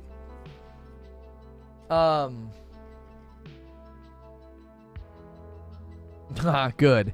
I think some fans of certain franchises would be totally happy to lovingly squeeze and hug a franchise and just drag it into the ocean and drown it. Well, I want it to stay the same and be comfortable for me and not change, and you just drag the game out into the deep waters of the ocean while it sporadically tries to get free, and it drowns and dies, and you're like, yeah, it stayed the same though, and all these losers that wanted this and that, all these lemmings, all these sheep, you didn't get to play Halo. Like, what did you achieve? I don't care if it's a dead game. I care if the game is good. And adding an animation isn't necessary for that. This is nitpicking. You are grossly underestimating what the general public would want to see. Can I talk on stream? Frick no. I don't know who you are. So you look at the popularity of Call of Duty Warzone and the popularity of Apex Legends, and you think it's nitpicking to say, if you want to appeal to these people, you're going to have to give them a ground level shooting mechanic expectation. What are you even saying? How is it nitpicking? Regardless of the argument that most gamers might like ADS, I don't think Halo will have it again anytime soon. Halo 5 actually had ADS, and Halo 5 did not do well. I think that they would be too scared to try it again. Is that why Halo 5 was bad? Was it bad because they had ADS? 1,000 gifted for a 1-minute rant? This is why you never go full nostalgia. I think they could get away with not having ADS. Halo needs to have something that sets it apart. It needs to be its own game. Halo 5 ADS ruined the flow of the game.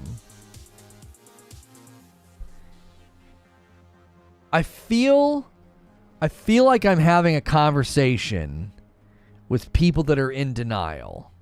That's what it feels like.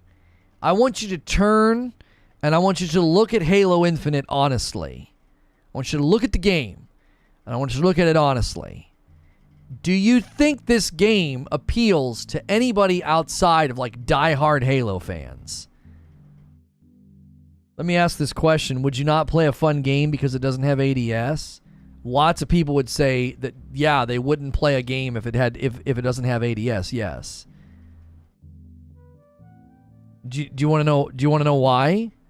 It's really easy for me to prove this. Okay? It's really easy for me to prove this. There are plenty of fun third-person shooter games out there right now, and there are tons of people that say, I just can't get into it.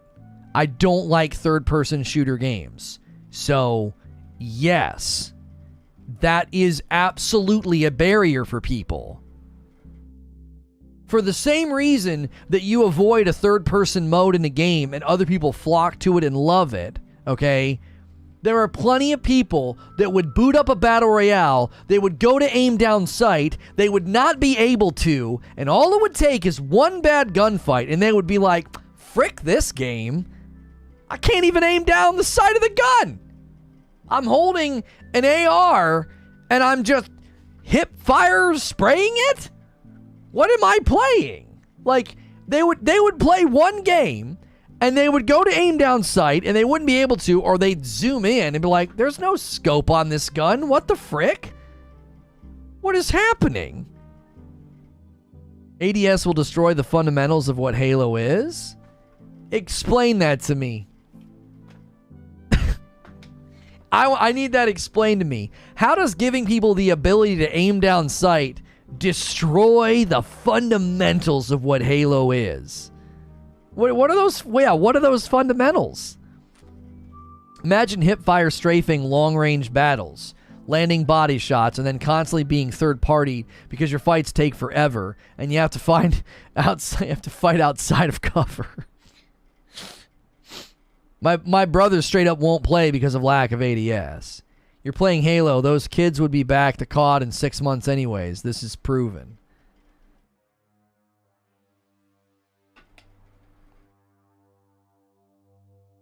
People say Halo needs to innovate, but also hate all innovation. That's what I'm saying, Master Jazz. Where you gotta let them do something. You get destroyed in a game, a lot of people would stop playing. That is why it's so hard to get into Titanfall 2 multiplayer. Oh, yeah, I mean, listen, established franchises always have this problem. That's not unique to Halo. That's every game, right? An established franchise, you go to play it, and you're going to get freaking mopped up by even the most mediocre player. We had this discussion the other day about Overwatch. ADS is not needed in shooters. Okay, so here's what's happening. You guys are arguing with the point that no one is making, okay? You're arguing with the point that no one is making. This is the point, and instead of engaging with this point, you're talking you're talking against some phantom that isn't here. Let me restate the point one more time, because generally this premise is built on another premise. So let me establish premise one that supports premise two. Premise one is, if you're going to build a Halo BR, you are attempting to appeal to non-Halo fans. I think that's a fair premise. I think if Microsoft and 343 are budgeting money, time, and hiring a company like Certain Affinity to build a Halo BR, if you're going to build a Halo Battle Royale, you are attempting to appeal to non-Halo fans. That's premise one. I think that's a fair premise. Premise two, on top of that, if you want to appeal to non-Halo fans, you're going to have to offer some of the basics that show up in, I don't know, every other first-person shooter out right now, with the exception of super old or super specific games. CSGO and Valorant are not battle royales. So if you pick up a first-person shooter battle royale right now, you can aim down sight. And if you're trying to get those people to come in and play, you're going to have to let them do that. That's the point that we're making. We're not saying it's needed. This is not an indictment on the Halo arena. I feel like some of you guys are indirectly defending the Halo arena. The Halo arena can maintain its tight, hip-fire, strafey, cornery, laney style of gameplay. That tight arena shooter can stay as is. You want to go over here and you want to get those people to play your game, you got to give them more than that. Because what some of you are arguing for, unintentionally, you're arguing for, well, just put Halo on a big map. And if you die, you're out. Like, who the frick's gonna play that? Who's gonna play that? It's just Halo on a big map. You're basically saying that the current gameplay of Halo wouldn't work in a BR. I disagree. Okay, let me say it another way. Call of Duty bridged the gap into BR, and they didn't just take Call of Duty and throw it on a bigger map. They didn't. they had to contextualize a lot of COD to a big map. Like, you can't just give people the same situation and same setup. I'm trying to read everybody's pushback. You are viewing people as a spreadsheet instead of something that changes and is adaptable. Truth is, a lot of people haven't played a shooter without ADS and may not realize that they like it. Nikki, with respect, companies don't like to gamble, and you're asking them to gamble. You are asking them to target an audience that is currently enjoying a certain thing, and you're like, I think they'll be okay not having that. Have you met gamers? Have you met gamers? Did you see what happened to Warzone 2 feedback? I can't get my loadout. I can't get perks. Game sucks. Did you look at the Modern Warfare 2 beta feedback? People aren't showing up on the minimap. I can't use dead silence the same way I did previously. This game blows. You take away one thing. You take away like one mechanic, one feature, and people lose their dadgum minds. And you think these people are going to come over to Halo and be like, I didn't realize that I don't need aim down sight. I like hip firing in large open field fights. Did you see how fast people dropped Infinite? It wasn't just the progression in the store. Yeah, I kind of agree with that. I think a lot of people dropped Halo Infinite because it didn't feel like a modern shooter. It felt like Halo. Is that a problem? The answer to that question is conditional. It's a problem if you're trying to appeal to a new audience. Yeah. Want to have a vote in chat? That's not... I'm not doing that. So people don't like change, and you expect Halo fans to be complacent with major changes to Halo. Nope. No. Okay. I set up a couple of premises. I want you to really think about something. Why? Why would they be hiring a company to build a Battle Royale Halo? Why? You have to substantiate the impetus for that. What would be the reason to do that? The most readily available, the most simplistic explanation would be to expand the community that likes Halo. Do you really think the core Halo audience, as it's been stated today by a couple of people, do you think the core Halo audience has any interest in a Halo Battle Royale? They want a broader audience. They want to broaden the horizons of the franchise. If that's the goal, you can't say, well, let's do that, but let's not change any of the fundamentals. Just make it feel like Halo on a big BR map. Because Battle Royales are popular and capitalism is reactionary. Oh, Nikki, you're right there. You're right there. Right? You're going like this. You just almost pinned the tail on the donkey. You're right there. That's exactly right. The impetus for this decision is money. And the way you get money is you give people what they want. And the average person is not going to walk into a Halo Battle Royale and be like, oh, it's basically Halo on a bigger map. I suddenly changed my mind about Halo. I haven't liked Halo before. I didn't like Halo Infinite. But I tell you what, when you take Halo's mechanics of no ADSing and hip firing and the same basic weapons and you put me on a giant map, everything changes. No! No one's going to say that. It's going to need to feel different. There's going to need to be something about it that makes it stand apart from the Halo franchise up to now. Because up to now, plenty of people have made up their mind about Halo.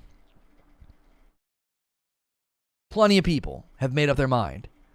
You're just hating on Halo too much.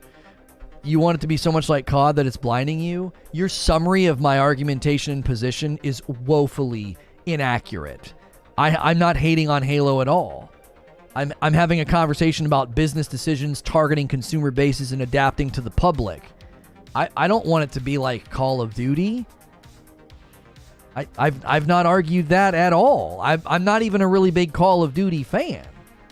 I've played funny enough, I've played more Halo Infinite with this community and had way more fun than I ever played Call of Duty. So educate yourself before coming at me with such a dumb take. You need to really educate yourself. So Halo's ADS works in the universe. It's called SmartLink. Spartans use SmartLink because Mjolnir armor can get in the way of sights on some basic weapons. Plus, with most Covenant weapons not having sights, SmartLink is required. A BR could lean heavily into the SmartLink system, with some weapons like the pistol having proper ADS. You could also not use Spartans in a BR and drop the SmartLink for actual ADS. Basic Marines don't have the full SmartLink last I remember. Yeah, and maybe they're grabbing different armor pieces as they play, so they slowly kind of look like a Spartan, and that's how you armor up, and that armor gets shot off. So instead of plating up, like in COD, right, you're like grabbing pieces and sticking them on yourself. No one gives a crap about the lore. Well, Sinos, I disagree. I actually think that a Halo BR could be a great runway for Halo storytelling. It really, really could. If my theory is correct, and Certain Affinity is building a Halo BR in Unreal 5, and that's the new platform engine for the future of Halo, they could literally use that BR to tell the story and get there. Think about the live events that they could do. People would lose their freaking minds. Master Chiefs roaming the map this week in a brand new Halo live event. Come on. Like, different things happening to the map, different things happening to the story to lead to this crescendo where we leave behind Halo Infinite and we usher in some new live service version of Halo, Halo the Endless or something, and they use the BR to get there. They use the BR to light those runway lights of storytelling and live events. You're not seeing how good and big this could be because you want, some of you guys just want this contained, safe, familiar Halo, and it's like, that's not the way for Halo to climb out of the ditch that it's in right now. You mean throw Halo Infinite into the trash? Yes. Yes. My theory is that next year is the last year of new content for Infinite. I think they're scrapping it.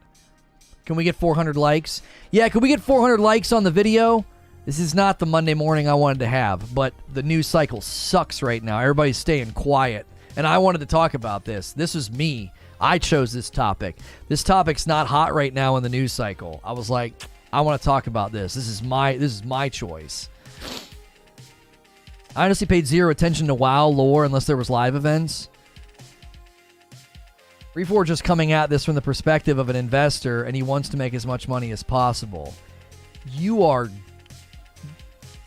GD right, I am. Because that's how decisions like this are made, Nikki. Do you think they contract a company like Certain Affinity to build a Halo Battle Royale, and they just do it because they feel like it? Or they because we just really want to do it. It'd be fun. No, they're trying to make money. Yo, what's good, Harry? They're trying to make money. Of course I'm looking at it that way. How else do you think decisions like this are made? They have to keep going. It has to be profitable. It has to be a respectable flagship title. And the way you get there, it ain't Infinite. I don't think they should invest in Infinite. Ditch it. Ashen, I think the reason that Season 3 got pushed to next year, I think right now they have a live service team building out Season 3, 4, and 5. They'll support the game next year. Everybody else is getting onboarded to UE5. That's what I think's happening right now. It's why everything's been shoved back.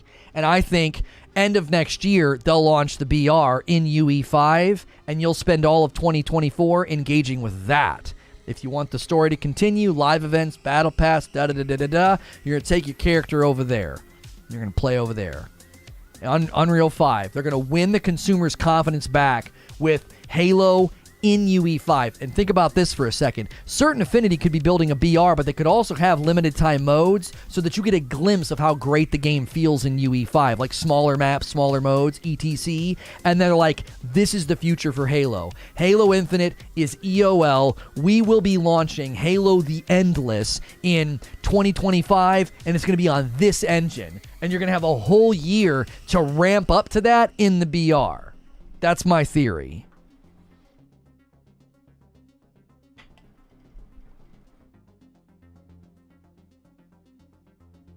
I understand where you're coming from. We just have different motives. I don't have a motive in this. I'm theorizing based on the way companies are motivated, Nikki. Do you think I'm pulling... I think you're mistaking my passion for desire.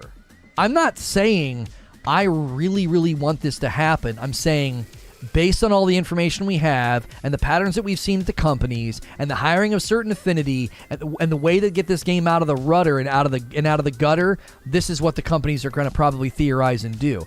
It's not because I want it to happen. I think this is the most likely outcome of everything that has happened up to this point. I don't view games as a commodity. Do you view games as a commodity? What do you mean as a commodity? I view games as an expression of human innovation and artistic expression that allows us to engage in experiences that are both leisurely, competitive, and fun. Like, that's what video games are. It's living art that is symbiotically experienced with the user, but they also must be profitable in order for them to be good.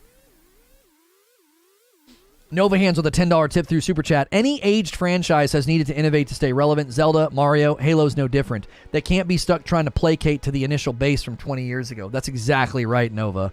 Thank you for the $10 tip. You're ahead of the curve, my man, says Hilly, all in the last 4 hours. Dadgummit. We're breaking this story. Maybe the VOD will do better. Yeah, maybe the VOD will do better. We're ahead. We're ahead of the curve. Hilly just looked up the news on Google, and everybody's breaking the story right now. I'm happy to do that. We need to be seen as a resource for breaking stories like this. We do. In times past, we used to do it, and we would get terrible numbers. But you guys have been so supportive of the channel. Enough of the core audience showed up this morning that we are pulling perfectly fine numbers for me to say, hey, we can start breaking stories. I used to be scared to break a story because we would be out on the front lines of YouTube, and YouTube would be like, nobody's searching for that yet. We don't know what the frick to do with you. So like right now, we are getting mostly landing from people's homepages, some good suggests from some other stuff, and then we are getting a decent search. So some of you did search for Halo Infinite, or you were watching other videos on YouTube, but that's how you found me. Welcome to Reforge Gaming. I am safe for work. Subscribing costs nothing. Subscribing is free. Clicking the join button does cost, but you get into members-only talk shows that we have every day, Monday through Friday, and you get the badge and the emotes and access to our members-only Discord. So consider supporting the channel directly with a membership. At the very least, please smash the like button if you've been enjoying today's back and forth and conversation. You'll notice that it gets passionate, but I'm not being mean and insulting or banning people. I probably engage more with people that disagree with me, so that you might have noticed that. I think that makes for better television. Must be profitable is not the same thing as being good. Honestly, I want Halo to fail and possibly falling into public domain. Golly. They're never going to do that, Nikki. It's property that they've invested in. It's too synonymous with the Xbox brand at this point. They'll never let that happen. That's an odd... I'll grant you that's an odd take. G'day, mate. As an infinite PvP player with almost 3,000 matches, if their main focus is going forward is BR, I'll stop playing. BR is not interested in me one bit. Oh, no. I think you misunderstand what I've been saying. I think you misunderstand what I've been saying. I don't think BR is their focus. I think a Halo Battle Royale is a bridge. It's a bridge to get the future Halo game completely built in UE5. My theory is that you'll be playing a Halo, let's just call it the Endless. My theory, you'll be playing Halo the Endless in 2025. And it'll be it'll be arena, campaign, live service, ongoing game. The game that they wanted to build. Big open world, live service, playing with your buds. You'll be taking your Spartan into PvP. You'll be taking your Spartan into new PvE experiences. It'll be arena. I think the BR is the bridge to get there. To add a little bit of levity, I like your beard. Oh, thank you. I just trimmed it over the weekend to go with the hair trim. Harry said, I said as everyone was hyping Infinite like it was going to be the new hot These games are outdated and way too slow to acquire new fans, says Harry. It's an arena that plays slower than some tac shooters. Does have a solid beard. I appreciate that. I hope you felt, Nikki. I've hoped that you have felt the heat and the passion of debate in the midst of respect. Like we try to land in that lane of like, I'm going to take haymaker swings at your position, but not at you. And I hope you've enjoyed that, right? Because that's what we do here. Plenty of people come in and debate and disagree with me all day, and as long as you're not rude and unkind, I want you back here every day. It makes for a great show. I watched the Friday Night VOD. I'm so sorry we made you do that. No one should have to embarrass themselves like that playing with Just Dance. We had fun, Abe. I didn't think it was embarrassing at all. I thought it was a great celebratory stream for the members that we got. I recently came across a game made by one person using Unreal Engine 5. That just blows away. I'm not even reading that. As long as you don't disrespect the beard, that's right. That's right. I think making their own engine was a discussion made by Microsoft. I cannot imagine the actual developers thought it was a good idea and they wanted UE5 from the beginning. You're crazy. I was wondering when Just Dance Part 2 was happening. If you guys want that as a monthly goal, you're going to have to really, really fight for it. I'm not doing that. I am not doing that willy-nilly. That takes a lot. Does anyone have an Xbox Elite controller here? Does the Xbox Series X controller feels uncomfortable to me compared to the PS5? Is Elite better in comfort? I mean, it's the same shape, homie. It's just going to have soft grips on the underside. It's not going to suddenly be a different controller, my friend. Love your Elite 2. I missed Just Dance, but I loved going down the Green Day nostalgia road with everyone. Yeah, that was fun.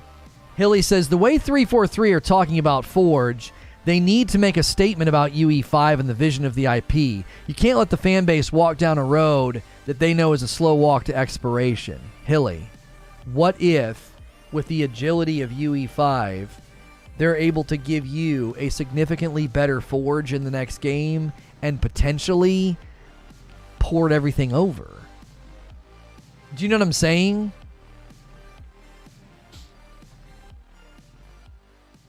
All games end anyway? I mean, yeah, that's true. That is true. If you get a full year of Halo Infinite Forge and you're building and laughing and having a good time, I don't know. I don't necessarily think that is a reason for them to not do it. I don't think so. Imagine if COD had a Forge mode. Even the games that suck, like the newer ones, would be infinitely fun. Elite controller is the same feel as the regular Xbone controller. Yeah, it feels the same. Hilly says that's fine, but don't let people spin their wheels for no content that was promised. I mean, I don't disagree with you, Hilly. If they don't tell anybody and they rug pull and the Forge is literally just like placating so that people be quiet and then they all build all this amazing stuff and it all gets shelved a year later, I mean, people would feel a certain kind of way about that, right? Especially considering many people are still operating under the assumption that Halo Infinite's going to go for another 8 years, 7 years. It would be better. Everything about UE5 is better. It's kind of scary in that sense. If UE5 is so easy to use, then why did the Xbox UE5 demo look so last gen? Character was copied from the order and audio wasn't impressive. Another example of Microsoft incompetence in gaming. What are you talking about, Andrew?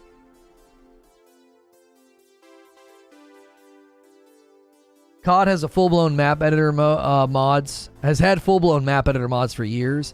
The Elite 2 controller has 4 paddles in the back, different options for thumbsticks, and you can change the tightness of the thumbsticks. It's worth its weight. Well, mark a word, he was asking if it's more comfortable than the original, than the default Xbox Series X controllers, and I'm like, I don't think so. It's going to feel the same. Whatever the new game is, they will need the Forge community within Halo. Burn that bridge, and you may as well build a new IP. I think that's a little overstated. Yeah, I don't think that community's big enough for that to be... That's too extreme. If they burn the Forge bridge, but they've acquired so many more people through the BR and through the engine upgrade. I don't think that means that it's over. I don't think 343's design and decision making will be fixed by UE, so it really won't help them. I don't know. The thing that really struck a chord with me this morning was the Jason Schreier tweet that said that the tool set they use called Faber. So 343 uses a tool set called Faber with the Slipstream engine. It apparently is so bad that they spent months considering switching to UE5. Do you understand that means the company was giving such consistent negative feedback about their own in-house tools that they were like, maybe we should just switch to a different engine. Forge is what keeps Halo going for years. Otherwise, 343 would have to keep churning out good content, and I doubt they can. Oh, see, that right there is exactly the point. That's exactly the point. If they were to build the Halo they were originally planning building, the one where they scrapped 2/3 of the game, the one that was supposed to be open world, the one that was supposed to be an ongoing live service game, the likes of how Destiny continues to ongo, they don't need that Forge community any longer because the game is, as you said, they're churning out good content. That's the point. The content they provide is not a small community. I don't think that's I don't think that's the way forward for Halo, personally. I think Forge is wonderfully additive and complementarian, but I don't think it is foundational to the future of the franchise. Why are we not talking about the possible market control that UE5 will have? Monopolies are not good for games. I don't think that's true. Within the license agreements, Nikki, if there was anti-competitive things baked into the license agreements with Unreal Engine, that would be in the court system right now. If they try to bake anti-competitive things into the UE5 licensure, then they will get sued for that. They literally lowered how much royalty stake they take a couple of years ago because of how much money they were making from Fortnite. So I highly doubt they're going to try and disrupt that ecosystem to be anti-competitive. That it wouldn't be in their interest. Since you were saying that UE5 may make Halo more flexible with updates, I wonder then what gives you that idea? Are there live service games that run on UE5 that prove that flexibility? Yeah. Fortnite would be a great example. The flexibility and the agility of Fortnite is a wonderful example of how great that engine is. They literally optimized UE4 so well that they got Fortnite to squeeze 60 FPS out of old-gen consoles. They were updating Fortnite. Arguably, they were updating it too often. They were doing weekly patches. Then look at how they ported the game to UE5. Then look at the way that they implement live events and the way that they update that game and its meta and its ecosystem and world seemingly on a dime. That's all because of the engine. It's super, super agile. Listen to any developer talk about the Unreal Engine. It's not even about UE5. It's not just UE5. It's UE. Go research the dialogue surrounding Unreal Engine. It is extremely agile, right? Extremely agile. UE5 is a massive update for almost any game. Yeah, it's easy to use. We talked about this a little bit ago. Butters brought this up. Think about what it means for your studio going forward the next 10 years trying to hire game dev talent. Suddenly you can hire people a lot easier, especially Microsoft. They love to hire people on that 18-month contract. Poster. They're giving it to Shuri. Bummed.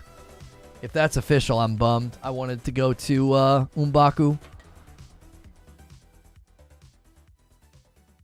If the UE engine's so great, why are all games not using it? The question you should ask yourself is, why are so many games switching to it and halting production and delaying games for it?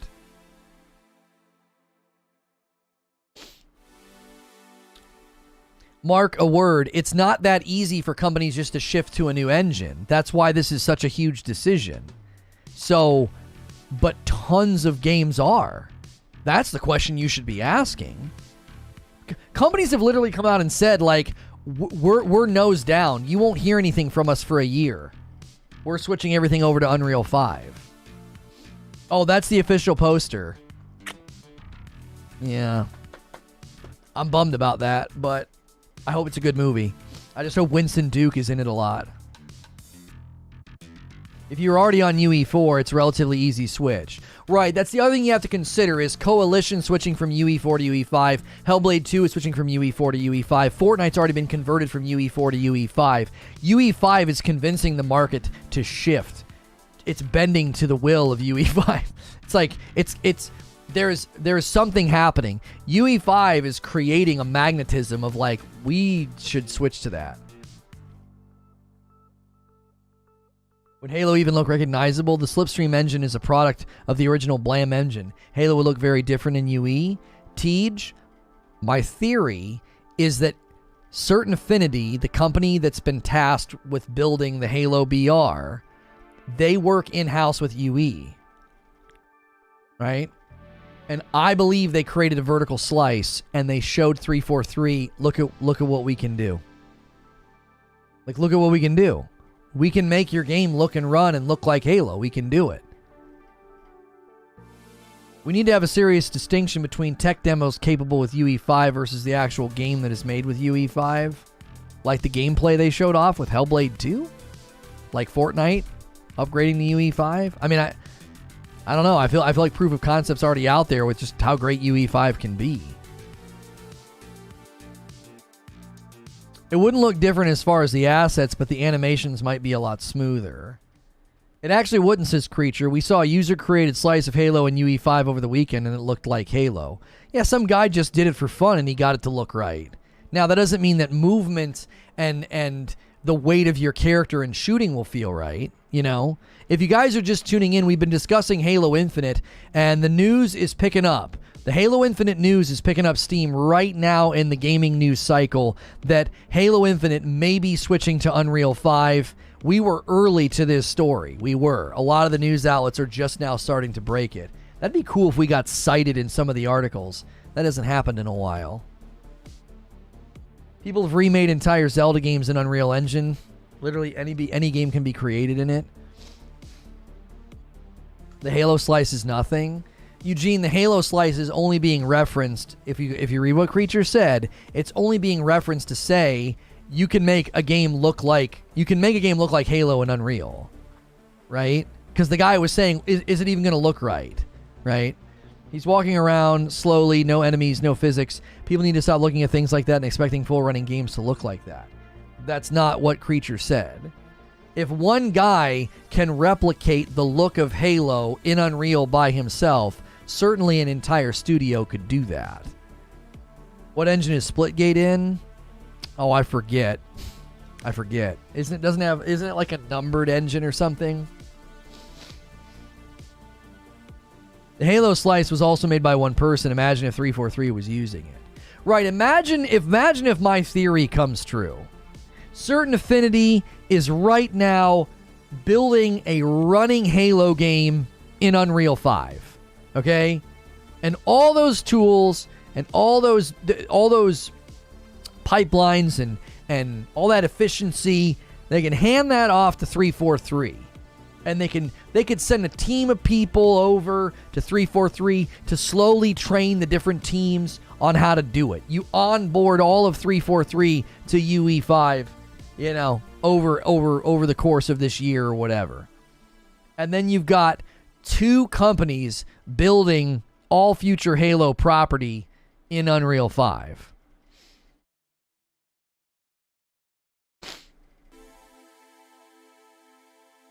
For UE5, most devs that switched to it were not using their own proprietary engines, with a couple notable exceptions. If, for example, you build your own engine, UE5 is a no-brainer. Yeah, and companies are... I think... And this is what I said earlier, Techno. I don't know if you were here. I said, I think some of these proprietary engines are just running out of gas. I don't think they can adapt to what people want to see. They need to vision cast Halo Infinite this week, not 343. Microsoft need to explain the plan because it's been a train wreck. If UE5 is Dreamland, you still need to explain the vision.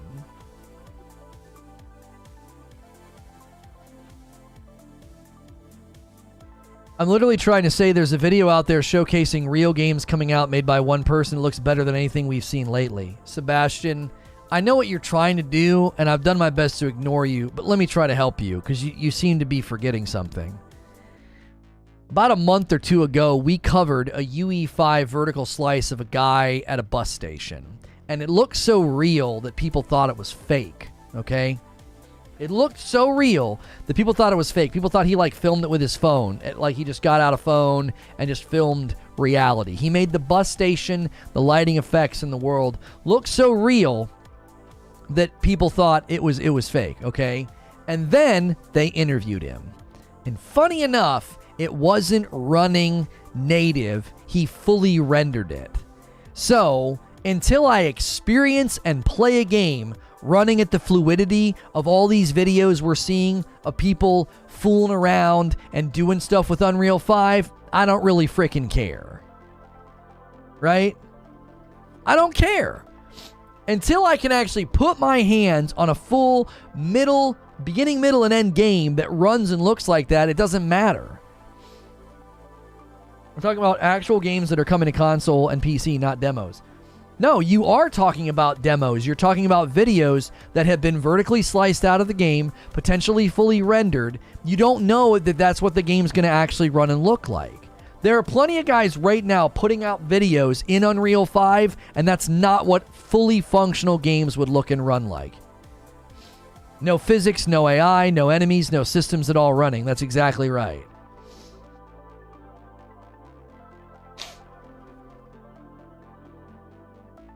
Yeah, I know. He came in and said he found one person who built games in UE5 that look better than God of War Ragnarok. No, yeah, I know what he's doing. He's cherry-picking small games that are probably running in small instances and slices of games that look mind-blowing and crazy, and he wants to drag us back into that debate. He's dancing on the line of a band. We're talking about Halo Infinite. Of course, you can look amazing when there's literally nothing but an environment to be rendered. Just sit in timeout, bro.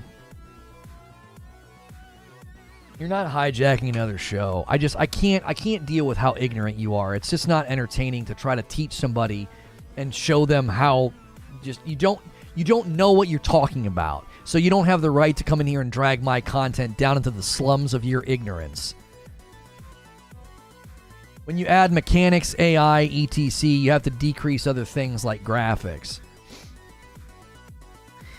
Have you tried the Matrix demo in UE5? It looks amazing. Lighting, reflections, draw distance. Yeah, and it had plenty of performance challenges as well because it was this big, huge open area, and a lot of it wasn't optimized for what people would want to use it for. Like, if you just blow that out and turn that into an open world game, it's going to run like garbage because it's not been optimized for like a fully functioning city with, traversable buildings and inner office hallways and stuff. Like it's impressive, but again, it's a slice to show what's possible. This is what always happens in these discussions. People forget that we've been shown vertical slices of games before that seemed mind-blowing, and then the game comes out and it's nothing like what they showed us. The storms and the seeming living world of Anthem, the way that Watch Dogs looked when they showed us a vertical slice. Seeing vertical fully rendered slices of stuff in Unreal 5 proves literally nothing at this point.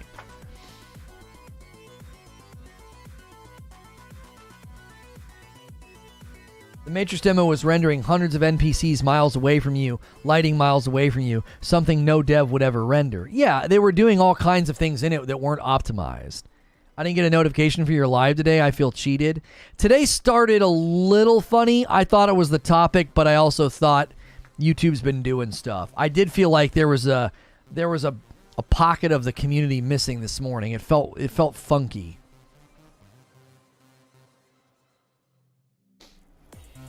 Unreal Engine is fine, but definitely not meant for a Halo. Yeah, that's been disproven. I've looked at a lot of the UE5 stuff. I think it's an amazing engine, but I want to see actual games on my PS5 or PC before I drink the UE5 is God Kool-Aid. You can download the demo and play it. Oh, the Zeta Halo experience can be downloaded and played. Can you shoot or just walk around? Yo, Mo, with a 14-month milestone. Good morning, Lono in chat. UE5 for Halo? I don't think so. UE doesn't have that Halo feel. I think Certain Affinity is going to prove all of you wrong that keep saying that.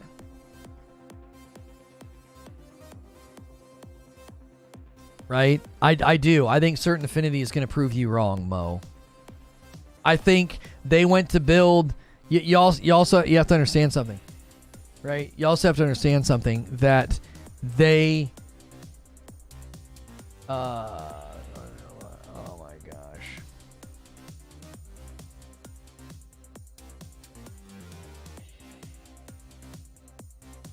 Just, if he talks again... Yeah, if he talks again, just ban him from the Discord. I like how people think UE5 only makes one type of game. It's up on the devs to make Halo feel like Halo. I believe in 343 to deliver something amazing. It's easy to prove. 343 said that themselves, sir. That's not all they said, Mo. You got to look at the bigger picture. According to Jason Schreier, their tool sets for building Halo are so bad that they considered switching to Unreal. So it was already being considered. They considered it for months. Now, they may have at the time said, we can't get Halo to feel like Halo in Unreal. Why? It's probably pretty challenging given that their entire staff is mostly trained and onboarded for their in-house engine. So, Certain Affinity, their in-house engine that they use is Unreal. They use UE. They get tasked to build a BR. Funny enough, when Certain Affinity starts hiring for the project, they say experience with UE4 is a plus. I'm not really sure why that would be a plus for people being hired to work with Slipspace. I think it's because they created a vertical slice of Halo in Unreal 5, and they put it before 343 and said, we can do this. I think that's why everything got shoved back. 343 never said they could not get the Unreal Engine to feel like Halo. Yeah, Paul's claiming that that's a false claim, Mo, that you're saying that. They said that they could not get the Slipspace Engine to feel like Halo. Oh, they could not get... Oh, so they said that about the Slipspace Engine. That's the engine that they went with. Certain Affinity is run by ex-Bungie dev Max Hoberman, who worked on Halo. If they say UE can make Halo game, I'm inclined to believe them.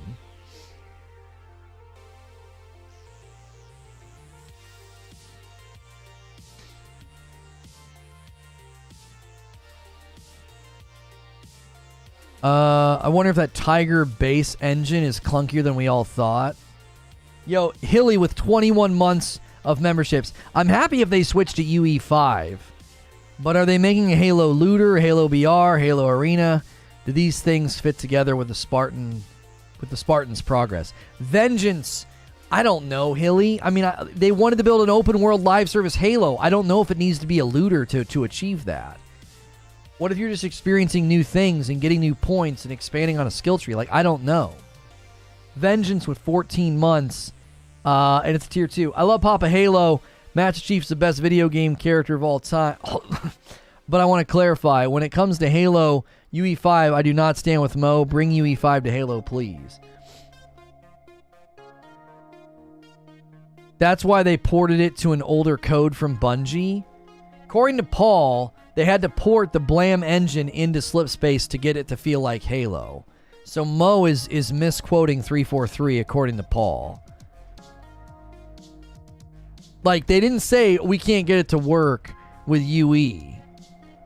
They didn't say that. They said that they were having trouble getting that thing to work. They were having trouble getting the Slipspace engine to feel like Halo. They had to go grab old Blam tech to get it to feel right.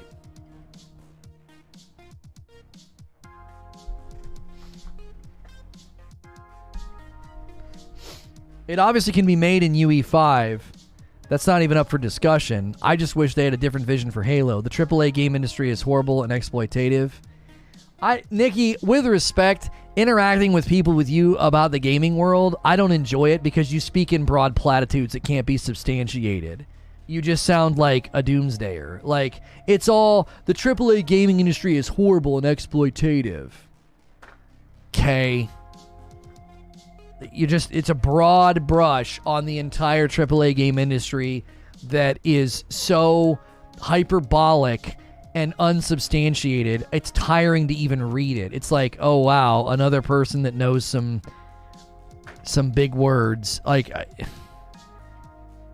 it just feels like the inverse of a Hallmark card. You know what I mean? It's like, instead of some sweet, charming, vapid, empty, positive platitude, it's a cheap, broad summary of an industry that's also empty, hollow, and vapid and meaningless. Like, you're not saying anything. Calling for UE5 to be open license and wanting stuff to be public domain. Yeah, you said all these discussions are dystopian. Like, I feel like you're trying to ham-fist your armchair understanding of some things that you know, I don't know what you would... Are you a first-year poli-sci major? Like, you're trying to, like, ham-fist it into this discussion. I don't know. It feels incredibly ham-fisted and forced. It doesn't sound like an organic conversation flow. It sounds like you're trying to jam that in to what we're talking about. It doesn't sound like we've arrived at this point in the conversation organically. It doesn't.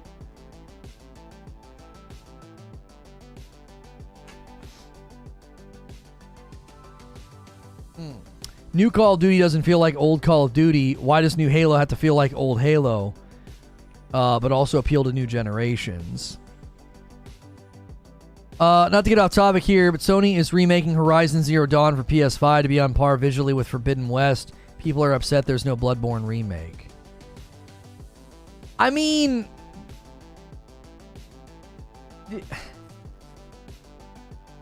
I didn't want to report on that because I feel like Bloodborne is in some weird category.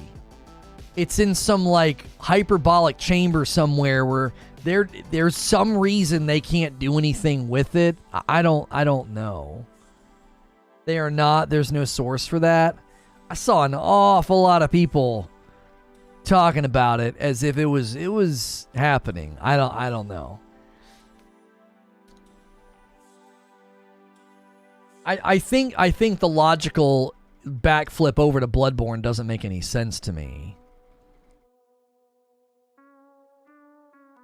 What are you talking about? Bloodborne is mainstream? That's not the point that I was making. I wasn't saying it wasn't mainstream.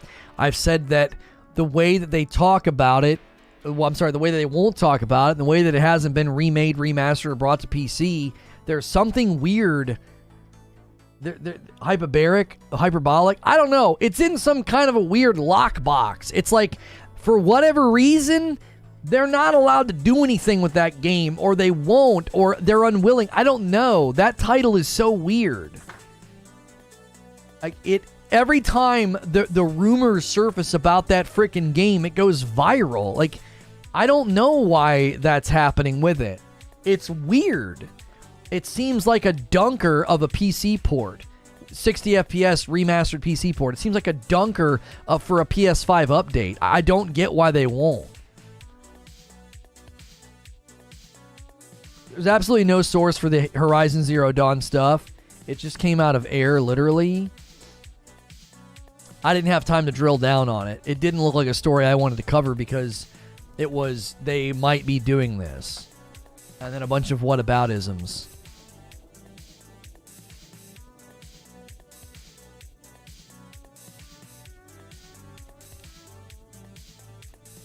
Yeah, we almost covered Bloodborne last week because a guy said he saw it running on Windows years ago. It's built.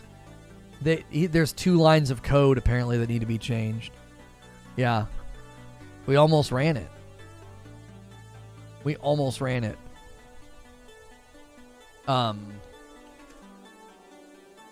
There is a fan in my streaming rig, and it's clicking It literally sounds like the clicking in Fallout when you get close to radiation, and it is absolutely driving me crazy. Hendy says the HZD thing is true. That's so weird. It is driving me absolutely crazy. Just hit it, that's what I do. Been wondering what that noise was? You can't hear that. We've been sitting here streaming all morning and not a single person has said something. We would have gotten complaints immediately. People would have been like, I can hear it. I can hear it. What's that noise? Am I having a stroke? Hang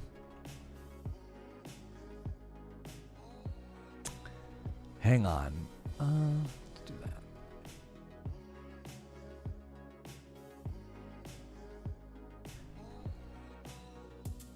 I gotta schedule the next stream. I was not watching the time.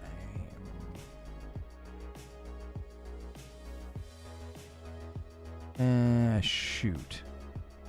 There we go.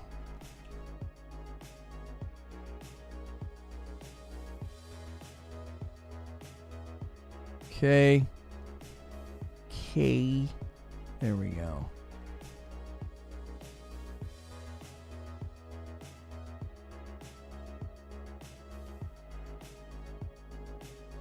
Yeah, Tom says, wasn't expecting me doing some digging on a Sunday night, but yeah, it seems like the Horizon Zero Dawn remake remaster rumor is true.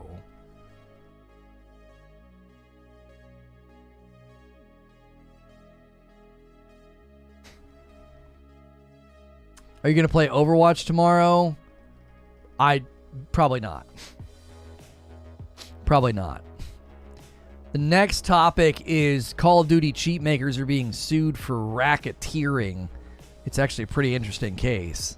Give me 1 second.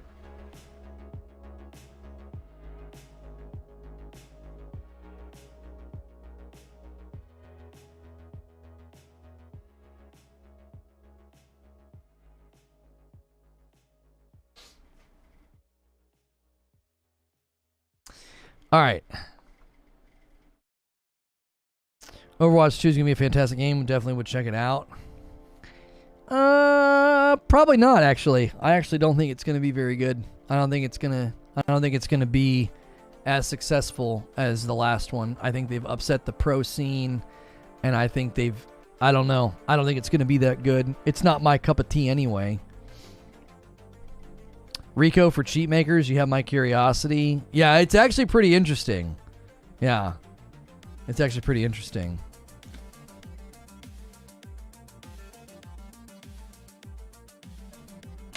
I think that game type and that game mode is not gonna pull in new people. That's my prediction. I think the gaming world has shifted beyond that. I don't think there's room for it.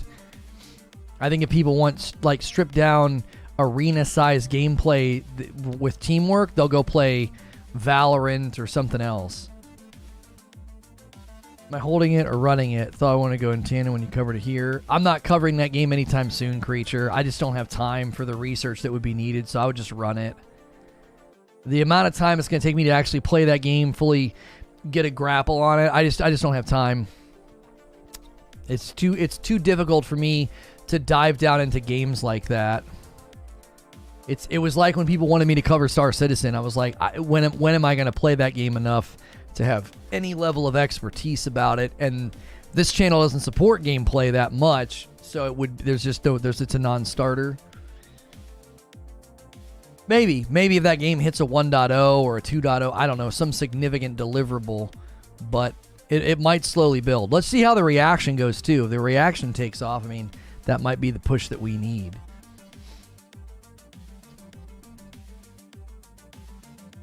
And those first looks, it kind of doesn't matter the order. All three of them are relevant the next 3 days. I don't expect Bloodborne to get an update for a couple of years. It's not as successful as DS1, and 3 sold way better.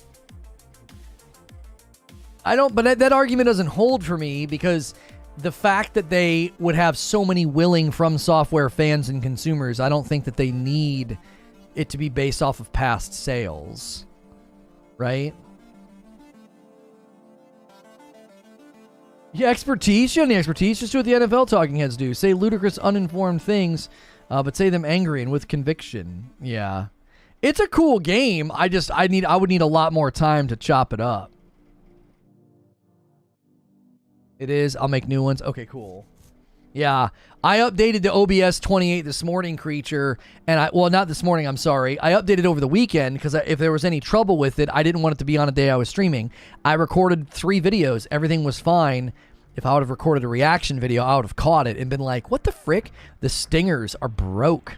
It's like, blah, blah, blah, blah, blah, blah. It's like, what the frick? It's like super slow. Whatever they did in the latest update, it broke stingers that are like MOV.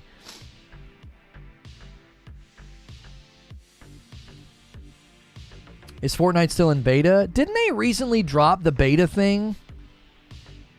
I updated Friday and saw some changes. Yeah, the UI updates and stuff for OBS are nice, but that seems to be the only thing it broke. It messed with my it messed with my cap card audio. I had to undo something, but that wasn't that hard. Golly. Check out Shatterline, free-to-play PvE and PvP arena shooter, roguelike PvE co-op experience, kind of like Returnal. I had somebody in my community say to avoid that game, and I think he likes like every game.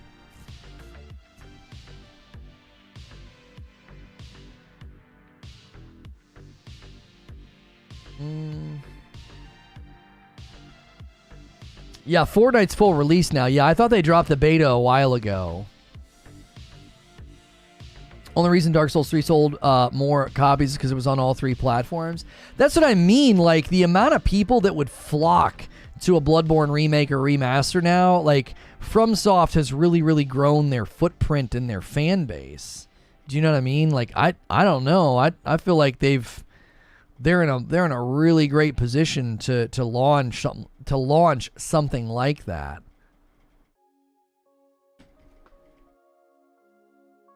I mean, especially considering they did Demon Souls. So, if you guys are tuning in for the Halo Infinite news, let's get this back on track. All right, let's get this back on track. Because this touches down on something Hilly said. And this is one of my discussion questions, right? This is one of my discussion questions. If, and this is a pretty big if. If they are stretching and delaying right now with Forge, co-op, seasons, etc., and they're stalling because they're switching engines, should they tell the public why or why not? Because I feel like a lot of what happened this year and the reason you're seeing people leave, keep in mind, the lead engineer on Slipspace left. Bonnie Ross, gone. New management, new leadership. I feel like all of that points to they're stretching, they're stalling. And if they're doing that and they are switching things to UE5, should they tell the public and why? And at what point should they tell the public? At what point does it become the public's right to know or something that should be told to them given that it's free? Why would you not? It worked for Rainbow Six Siege, Operation Health. I think they should get everything in order and show us when they have something solid. I would love to hear about why Halo Infinite is the way that it is and an explanation for why they are switching. Yes, the speculation can harm the IP by creating expectations that can't and won't be met. Rumor has it Bonnie Ross is coming back to manage Activision once the deal goes through. Yeah, but she might actually be good for a position like that and not good in a position over a game. I don't know.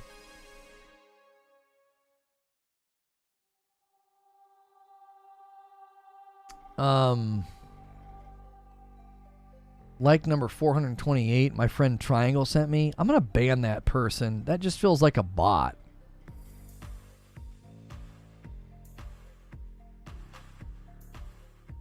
We covered a great deal of why it is what it is last week.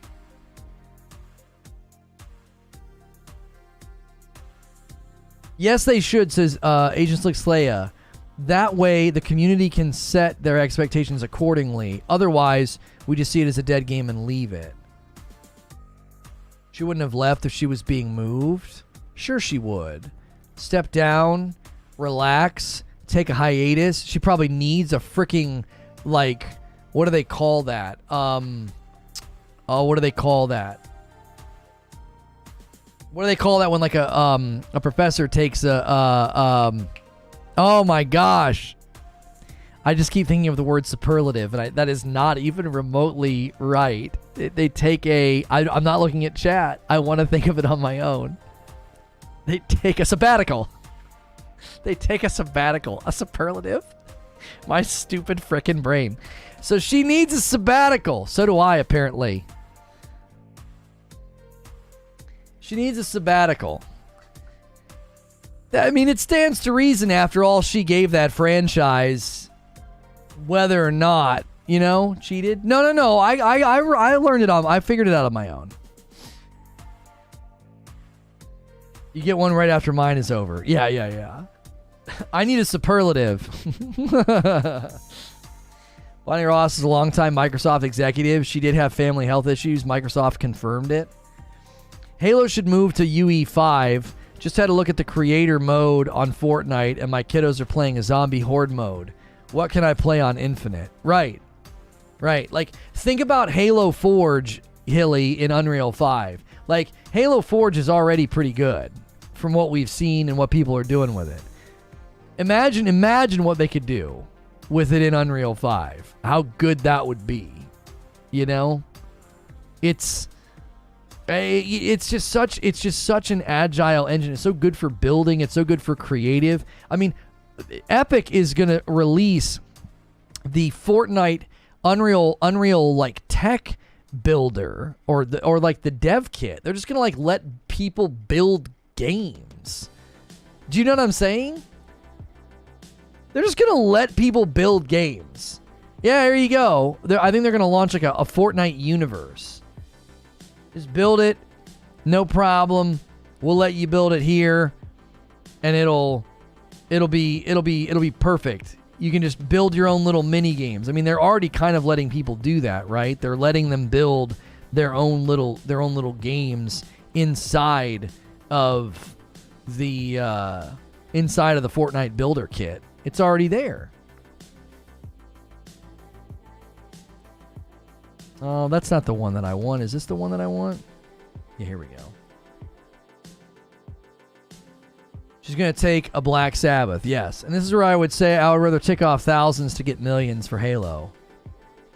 Christmas Blend coming during November or only December? You will be able to place orders for it in November. It'll be available November, December, and then it'll likely still be available in January as well. But I don't know. We may sell out. It's very, very high in demand. It may sell out. November and December, we may run out because it's very, very, very, very in demand as a blend.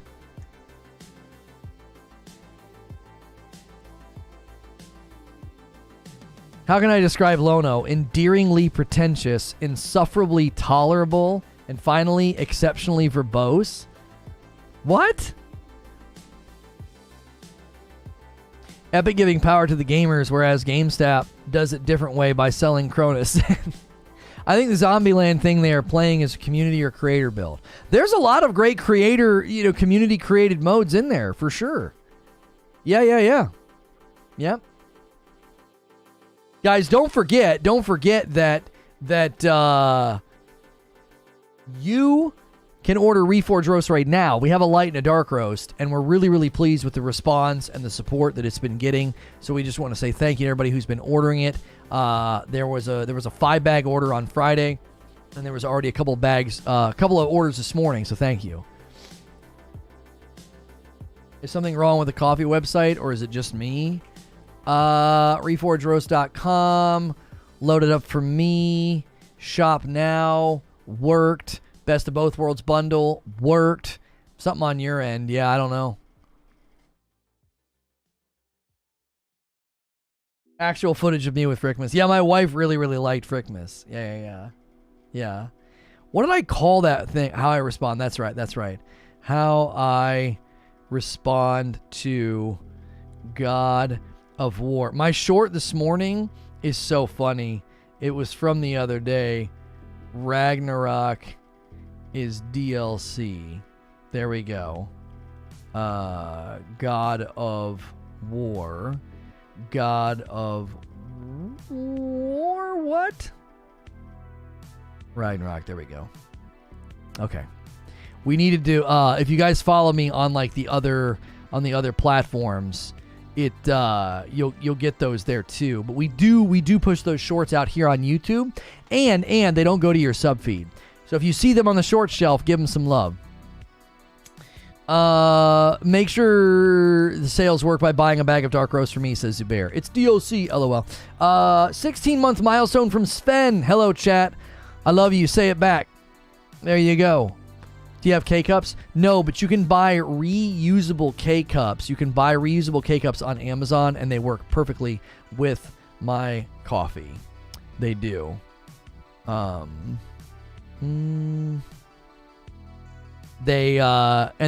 gonna save you a ton of money. And it's better for the environment. So it's a win-win. You know? You get to save money and the whales. There are people that are like, I want to buy more. I want to kill the whales. When is it good to gift mems? Right now or later before members only. It's working again. We were having an issue the other day. It seems to be fixed though. Yes, I have an Amazon link. You can use the Amazon command, or my Amazon affiliate link is below in the description if you want to use that. That does support me anytime you guys shop on Amazon. It won't give you a discount or anything, but it does support me. All of our sponsors, if you're looking for coffee, if you're looking for glasses, if you like my t-shirt, although I didn't upgrade the shirt command. I did not update the shirt command. This is Silver Surfer. Let's just do Surger? Silver Surfer. There we go. A 14-month milestone from my man Insomniac Black, one of the super generous people last week. Just in, YouTube streamer claims the desire to kill all whales more to 11. Thank you so much. What if I hate the environment? That's weird. That's a weird thing to do. You should totally set up a command with your link and directly link to one of those K-Cups. I don't know if I can do that anymore. I don't know. I think they took away the ability for us to directly link on the affiliate. I feel like they sent out an email.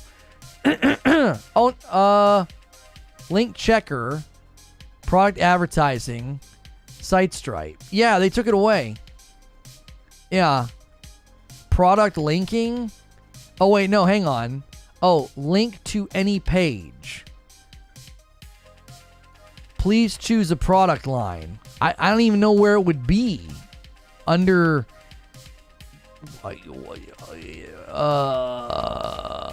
subcategory. Oh, link to search results. Oh, here, link to any page. Enter the URL.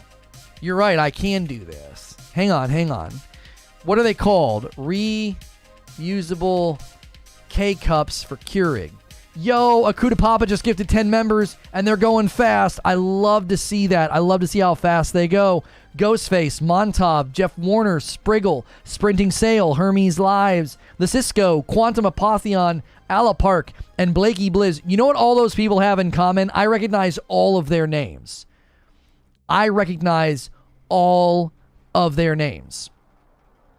So, the more often you're here, the more likely you are to get those gifted members when somebody like Akuta Papa does that. Thank you so much, Akuta Papa, for dropping that. You guys can enjoy the gifted members content later today. Yeah, here's one right here. Reusable K-Cups, 13,000 reviews. So I'll generate a link right now. Name your link. K-Cups. get HTML. Holy freaking what? It's such a big hyperlink. I need to be able to make this into like a shorter link. The text. Stop. Highlight the HTML. Why won't it let me not Do you ever have that experience where you're trying to highlight something and it highlights the whole thing and it won't not do it? It's like, what the frick? Link shortener. Yeah, can't I just use Bitly? Well, I want one that shortens like an Amazon link. I guess that'll work. All right, here we go.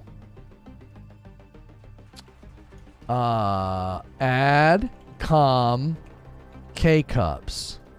If you need reusable K-cups for Reforge roast.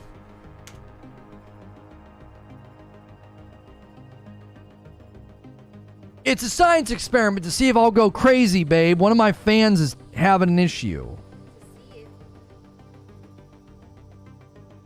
That's quite enough. It does smell like hamburger. It smells great. Amazon should have the option for the shortened URL option. It didn't. It literally created this big giant ball of text. We'll look at it later. We can always update the command, but that link will work for now. Is Halo going to Unreal? That has been the general theory and discussion of this morning. If you need to rewind to the beginning of the stream to see my breakdown of it, go for that. I'm going to take a 1-minute break. Don't go anywhere.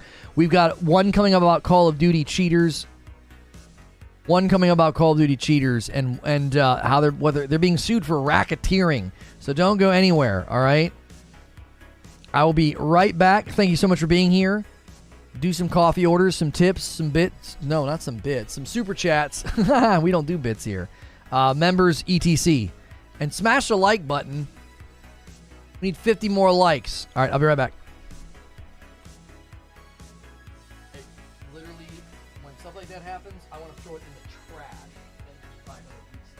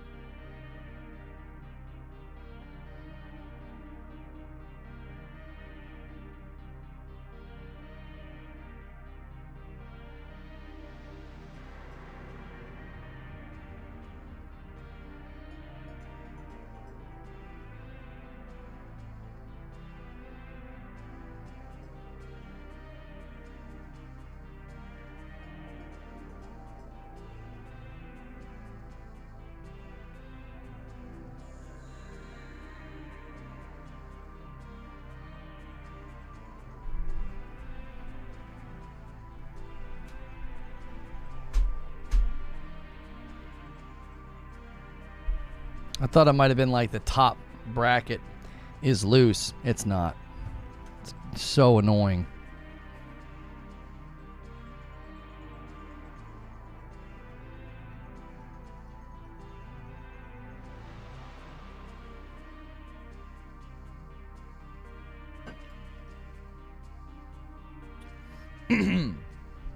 I think they could salvage Slipspace the way for money purposes, but the game still has some bugs.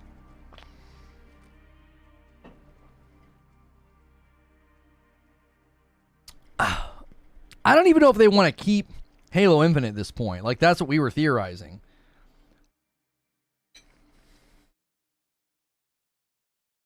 Is they'll just ditch Halo Infinite. It's just like, it's such a sullied piece of property.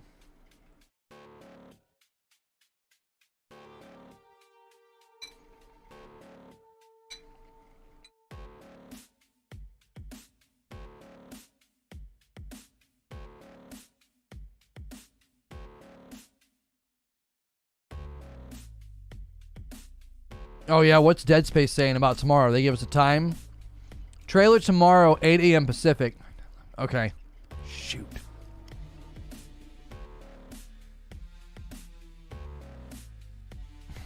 The first official look at Dead Space gameplay.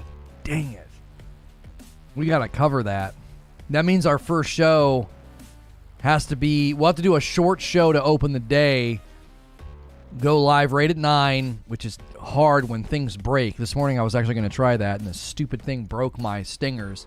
And then switch at 11:30. I'm sorry, switch at 10:30.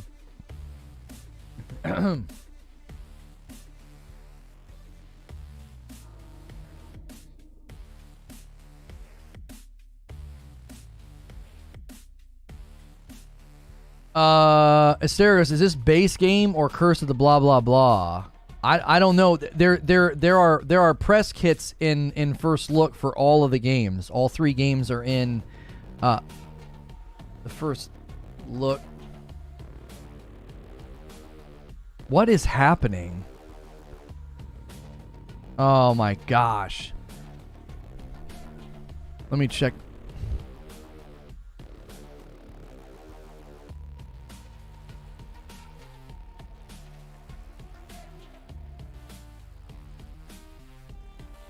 My computer is acting really strange.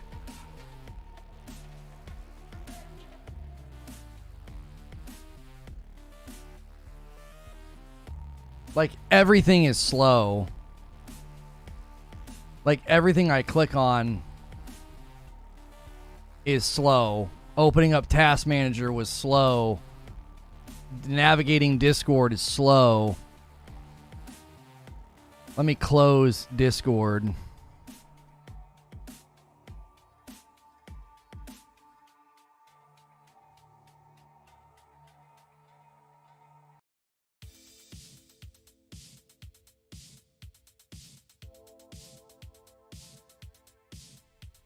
I wonder if that's a fan or something else. None of my hard drives are doing anything.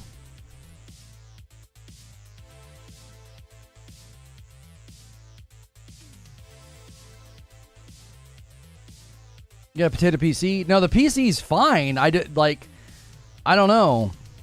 I did a reboot this morning because I thought maybe that would fix the noise, and I'm worried that that's not a fan that I'm hearing. Maybe it's something else.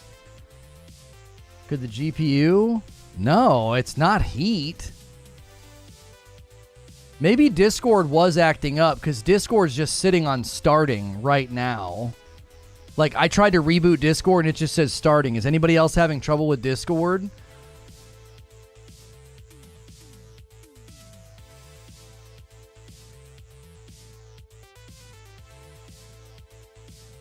It like...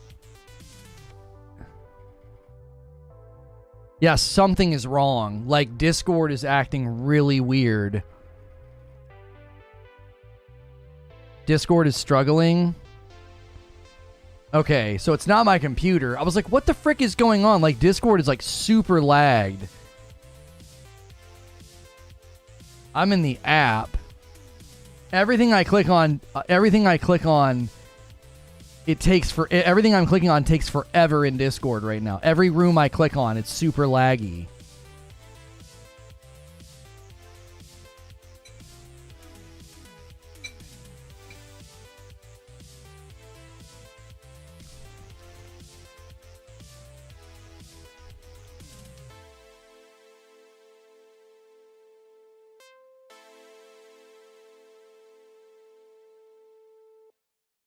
My D drive is gone.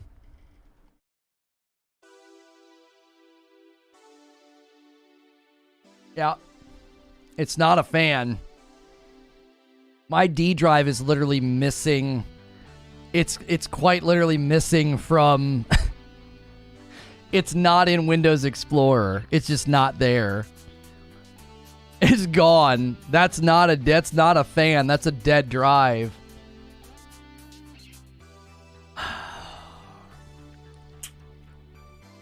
Great.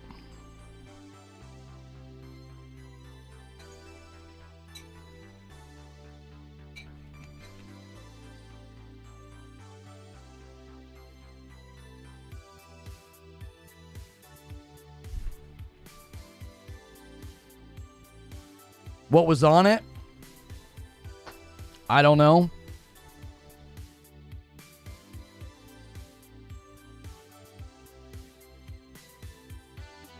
Pretty much everything I use, Creature has. He has all the peripherals that I use. Nothing